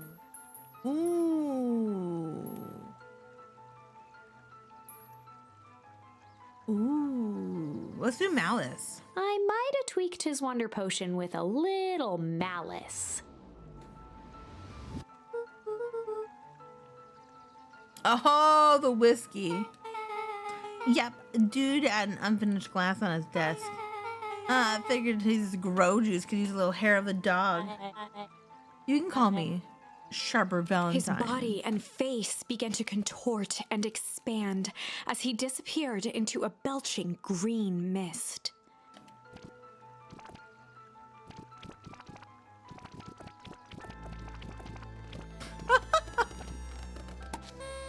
Oh no! He just party poppered. Now that's what I call 80 proof whiskey. Damn, dude. The crowd gazed in stunned silence at the now empty stage. The quiet was broken when William Kerr sprinted off stage and into the distance. He was never seen around Beacon Pines, or anywhere else for that matter, again. Watching the silhouette of Kerr disappear over the horizon, Luca began to laugh. First, a low chuckle that became uncontrolled, heaving laughter. Through his tears, he was vaguely aware that the crowd had begun to laugh with him. The end. That was unexpected. Perhaps a bit of an absurd ending for my taste, but Yes. I'm only writing the damn thing. All right. So the vial is the last one we've got. Okay, good. All right.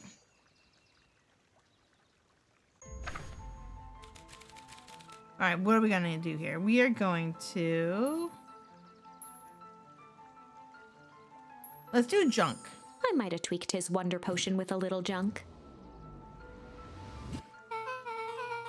can't wait to drink his own cigar ash.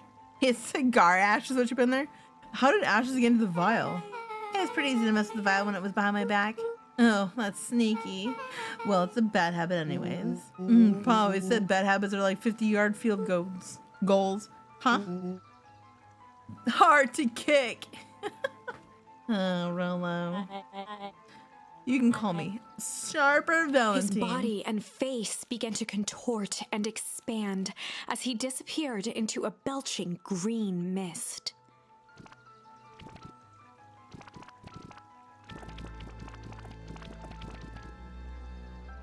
Oh! Oh! He just got Vano snapped. Well, that's one way to kick a bad habit. As the last of what was once Sharper Valentine wafted into the air, the crowd began to disperse, still numb from what they had just observed. Sharper Valentine was gone for good. His end would be a new beginning for Beacon Pines, a new chance to let go of the things they had lost and grab hold of a new future. The end. Well, I'd be lying if I said that wasn't a bit gratifying. But I think we still got one better. If that feels to you like a good note to end on, I won't stand in your way. I think we got one more though. One more.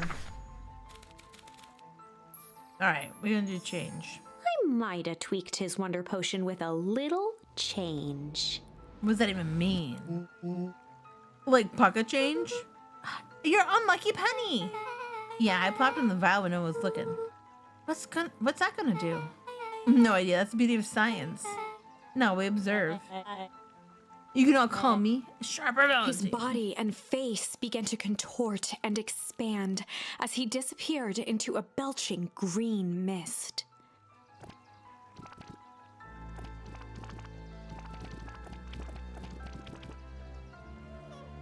Oh no! He became a baby! Holy crap, he's a baby! He's a baby! Yeah, but he's still Sharper, right? What he was no longer matters. This isn't an innocent child. I apologize for the harm my father has caused Eris you. awkwardly cradled the squirming child. She looked to her brother, her voice shaking with uncertainty. Augustus, what do we? We do what Valentines always do. What must be done. I'll hurry home and prepare a crib for our young Sharper.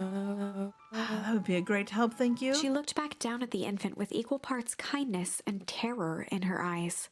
With a shake of her head, Eris addressed the crowd with a stern scowl. Okay, everyone, the show is over. You may leave now. Epilogue. Beacon Pines' coldest summer on record came and went without much fanfare. Folks shared what they had, and none were left wanting. The new school year was ushered in by the falling leaves of autumn. After everything Luca, Rollo, and Beck had been through, middle school was bearable. The chill of winter didn't seem to bother people much. They kindled a hope for a better future in their hearts. When spring arrived, farmers planted their crops with a sense of joy and optimism. And as the dawn of the first day of summer came again, its light slowly spread through the shallow valley. It crept over the town square, across the river, past the neglected welcome sign, and came to rest on a young boy sleeping at dawn, his mind at peace, knowing he is here for a reason.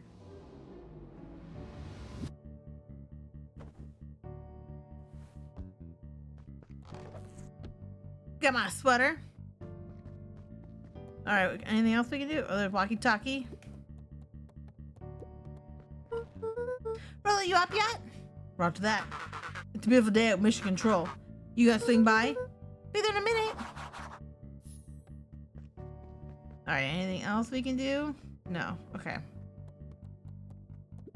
Over time, Eleanor began moving Walt's old things out of the closet and into storage. Eleanor had moved back into her bedroom, and now that she wasn't sneaking out late, she even slept there most nights. Mom, Mom.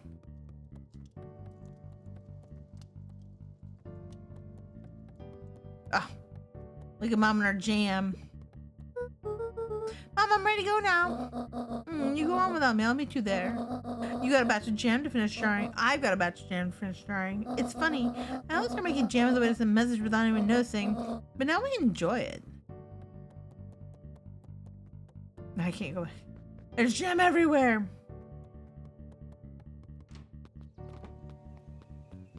Anything? I just want to make sure before I go to the treehouse because I think that's really done. I don't miss anything. Looks like I missed something.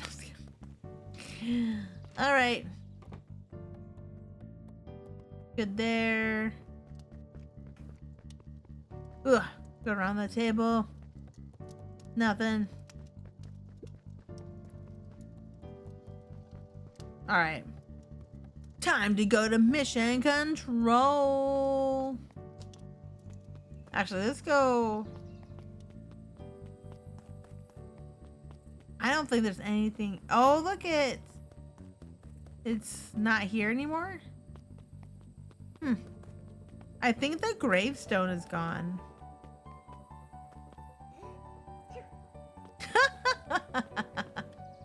That's still really cute. I heard you and Rolo have a big plans for that little treehouse. Yeah, it's starting getting to get crowded after we revoked the max capacity 1 Rolo 1 Luca rule. So we decided to expand. At least we got some help with that. How's the internship at Nellie and Alana's shop going? It's been great. I'm hoping it helps me get into the School of Agriculture upstate. And also, Nellie said she'd write a letter of recommendation, which would be huge. I just can't help but worry about leaving Rolo. He's grown up so fast, but he's still my little brother. Yeah, I ate a heck of a growth spurt. I don't just mean grown literally. This morning he was up and finished his chores before I even had breakfast. Well, some of that might be his excitement about the treehouse renovations. Don't tell him this because it'll go to his head, but I'm really proud of that little punk. I'm sure he feels the same way about. He's just same way. He's just too dang proud to tell you. I know. I know. I know. All right, let's see. Hey Gus, how's the tree planting going? Couldn't be better. I'm so grateful to Luna and Nellie for letting me help. I just wasn't built to be a mayor. Too much bureaucracy. Gus, we finished cleaning up the sidewalks. When What's perennial next? harvest collapsed, most of the clipboards skipped town. But some stuck around and dedicated themselves to making things right. Anyone with a knack for art can help paint new offices. You can count on us. Looks like you really found your calling. I really never really felt comfortable telling people what to do. Now this right here, this is something I can be proud of. All right. We'll go to the treehouse. I was napping this morning. The most underrated part of a good nap is the view. The view is getting greener every day. Nice. All right. I see you decided on a name. Yeah, we had to clear out a little stuff before putting the final touch. And the slow and dirty harvest is now official. I like it. It was actually Nellie's idea. There's still a lot of work to do, and the name serves as a reminder. Just because progress is important doesn't mean change should happen fast. In fact, I've learned that the more you care about something, the more important it is to take things slow. Our motto is go slow and fix things. Amen to that. Alright. I think that's both of them. I better run to the deli. Gotta get to the house. Okay, so we can't check out the rest of the town. Alright, let's go check it out. Look at this. I managed to reel in an actual fish this morning. Seriously? Yeah, and honest to goodness, flip-flopping, swim-swamming, fish. I don't think I ever caught an actual fish here. Been at least years since I've caught one. No, I'd say it's a good omen. What do you do with the fish? Oh, I release it back into the pond. I'm hoping to catch it again tomorrow. All right, look at all this. A little higher. Yep. A little lower. Yep. A little higher. Yep. I'm telling ya, the angle isn't the issue. We need more power to the radio.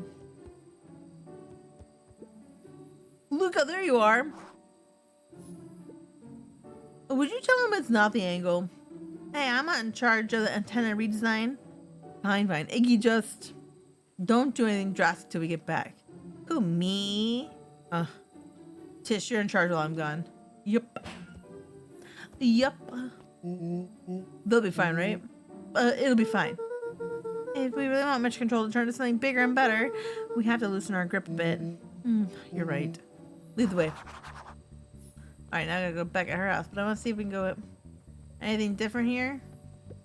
Oh, no, that's just the same. Alright. To Beck's house.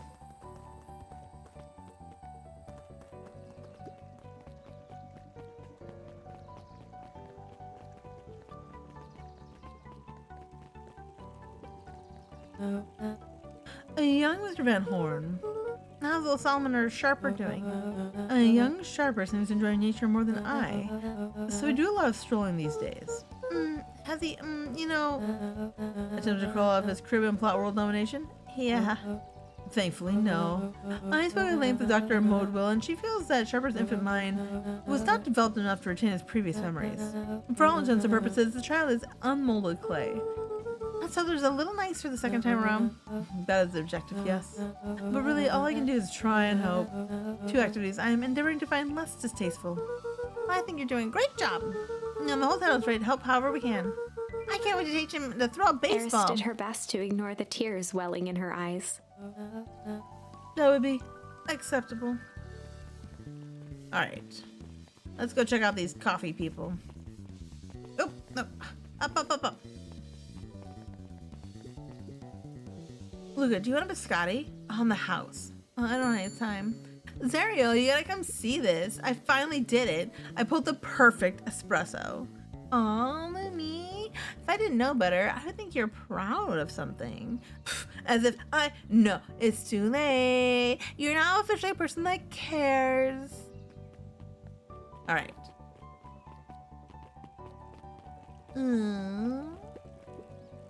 He looked to his friends with a thankful smile, and after everything that could have gone wrong, everything that did go wrong, we made it. Closing her eyes, Miss Hatch took a deep, relaxing breath.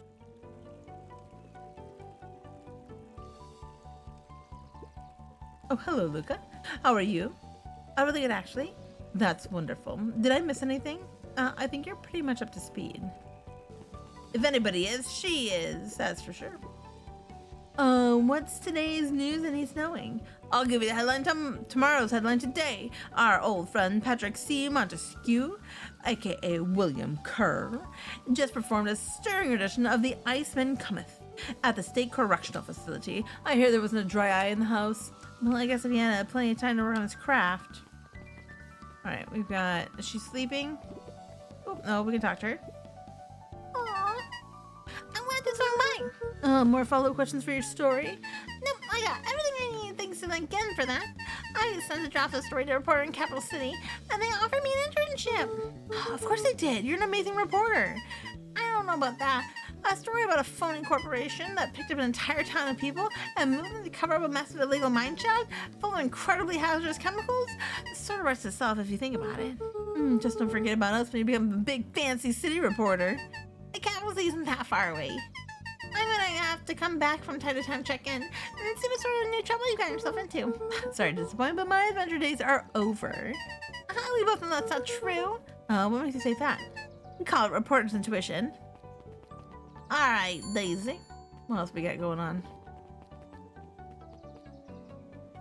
Can I not talk to that guy? Maybe not.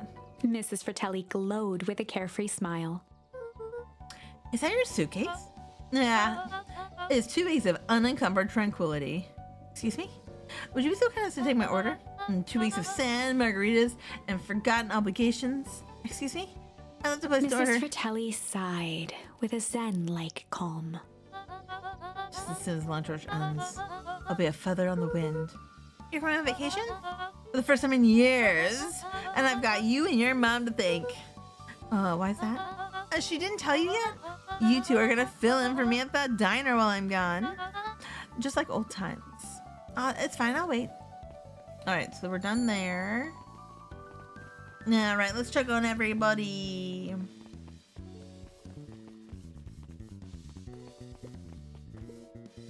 Wow, back for seconds? If it's not too much trouble. For the longest time, I understand the appeal of ice cream. It serves no purpose, other than to be briefly enjoyed and then it's gone. But it's pretty tasty while it lasts. I'm inclined to agree. Okay, so that's both of them. Hey, look, can you dot Roxy? I'll be free in an hour. Sure thing. My dad's making me stock the shelves for the summer. He said it's builds character. I think he meant to say it builds calluses. Builds character. Yeah, I built something all right. Luca, can I interest you in a delicious He apple? playfully waggled an apple. No, thanks for saying hello. Well, hello then. Am I telling your mom we need a new crate of jam? Already? It's funny, I used to hide this stuff in my bag, and I'm terrified that someone would find out about our secret messages. But now everyone wants to get their hands on Eleanor Van Horen's famous spy jam. Spy jam.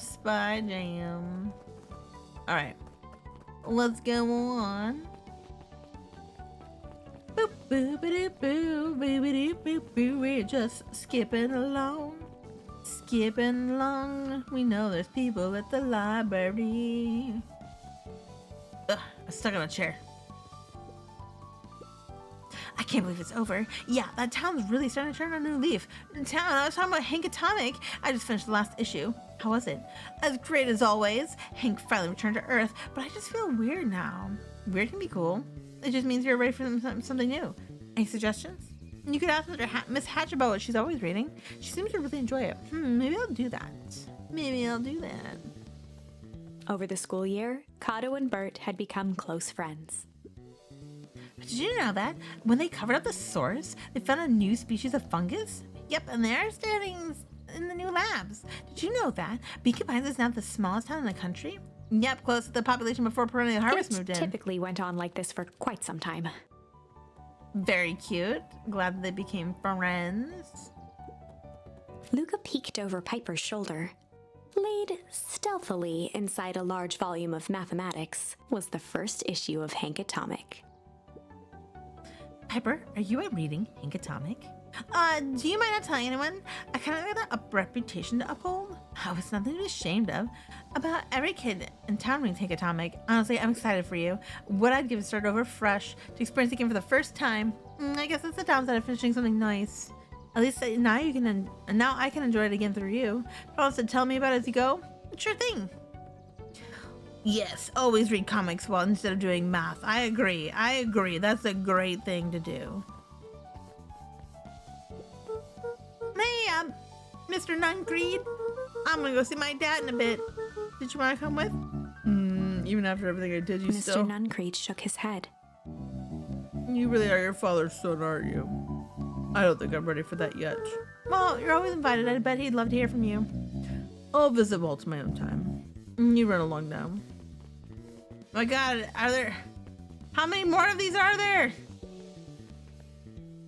With Perennial Harvest gone, the transportation tubes were left unused. Come on. None is too big, none is too small for Jeff's wild ride. Well, maybe not completely unused. Just one piece of candy for the ride of your life. Who's next? Me.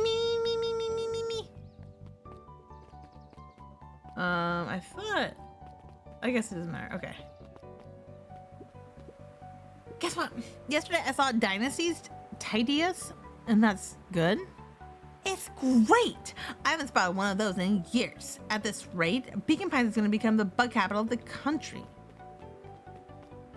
Alright.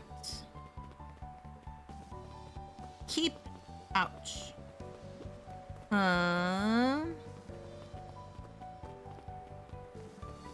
Still nothing. Alright, no treasure. No treasure to find over here. We gotta go this way to the house.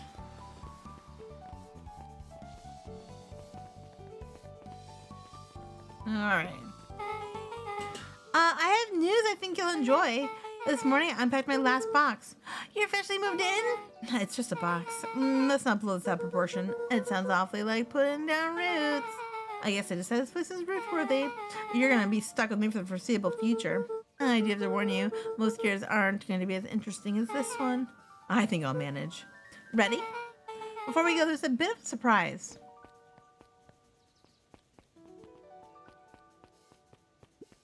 What's this? My mom's prepared this tree especially for you. They didn't have to do that. It wasn't just them. Just about the whole town pitched in. Well, we all owe you. It should do okay in the cold of Old Beacon Pines. And thrive as things warm up. That's perfect. All right, we're ready now. Let's go cry at my dad's grave, bringing him the tree that he always loved. All right. Jeff's Wild Ride.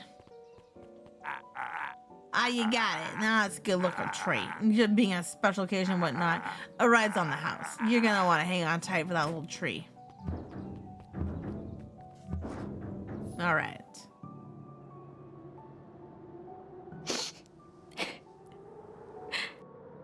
I think this is it.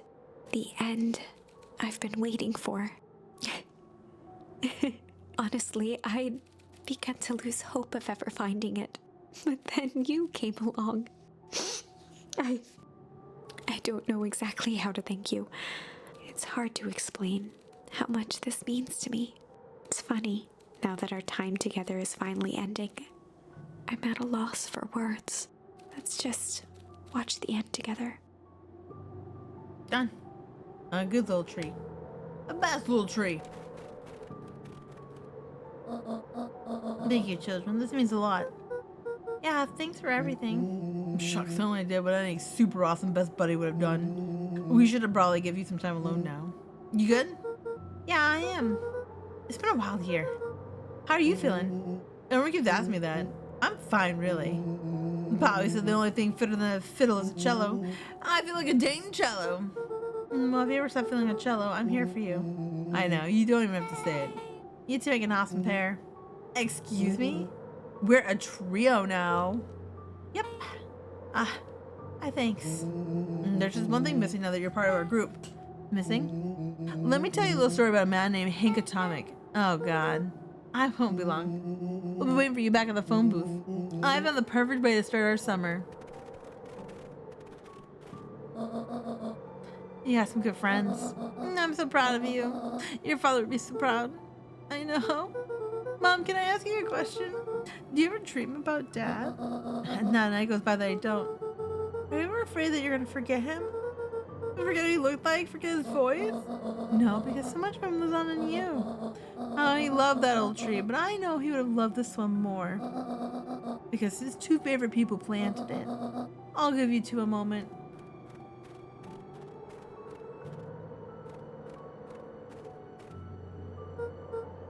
Hey, Dad.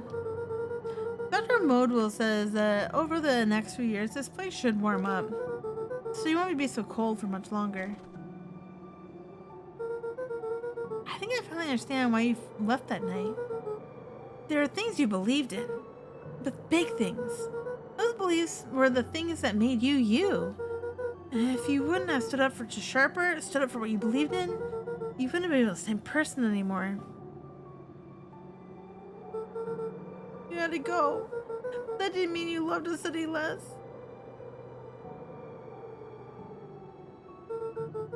I might not visit you as much as I used to. I know you'd understand.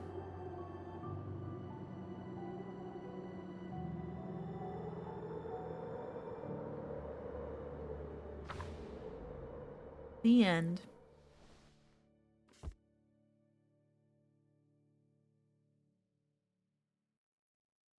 Okay. Oh, we closed the book. We closed the book. That was cute. And I really like the art.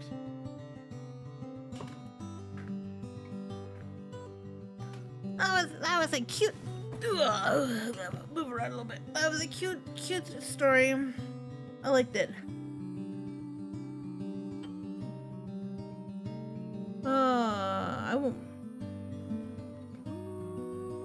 I was almost like gonna believe them that one time, and they're like, and the sequel, and I was gonna be like, a sequel? I don't remember there being. I don't remember though, because they almost had me there. That was kind of nice though. I liked how you could like choose, like how they made it go. You could go back and like choose all the things, and you kind of actually had to in order to keep going forward. I don't know if you could have. Well, you probably could have skipped some things and still gotten through the end, but they really did kind of want you to play through all of the options. Sometimes you had to get through one of the earlier options in order to get a charm for a later option. Oh, excuse me, I'm kind of sleepy. So now that we finished Beacon Pines, yay, we finished another game. I'm gonna start up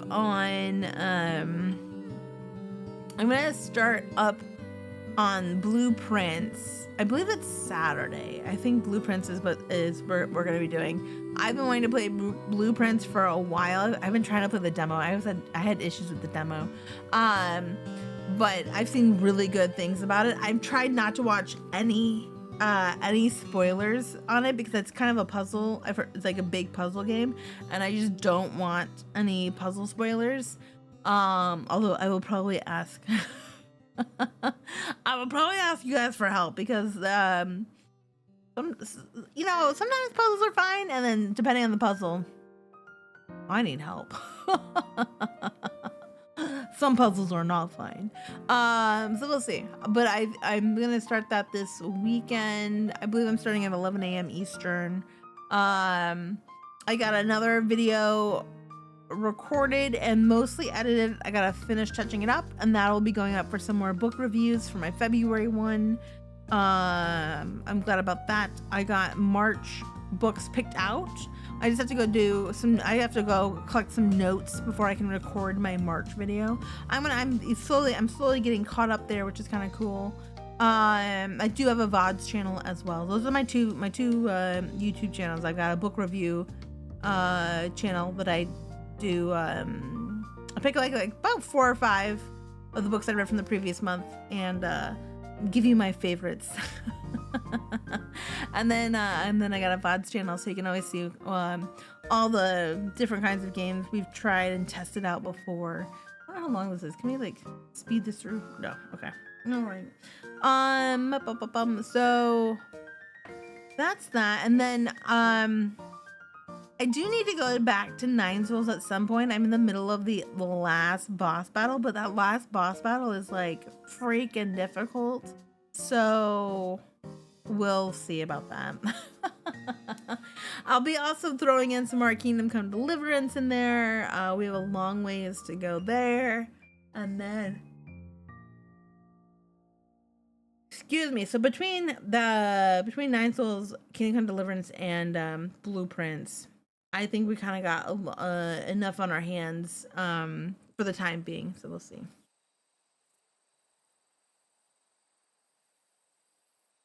Are we done? Is that it?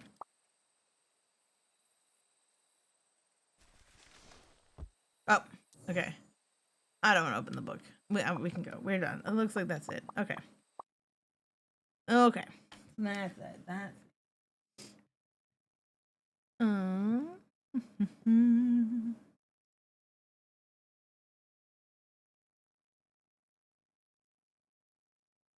There we go. Put our music back on. All right. Just so you guys know, if you haven't, head on over to. I'm gonna put it in the chat. Sea Dog VA. We can't rate him because we're too small, but I highly recommend go checking him out. They should be live. They should be live now. They're doing their bike across Japan, their cyclothon.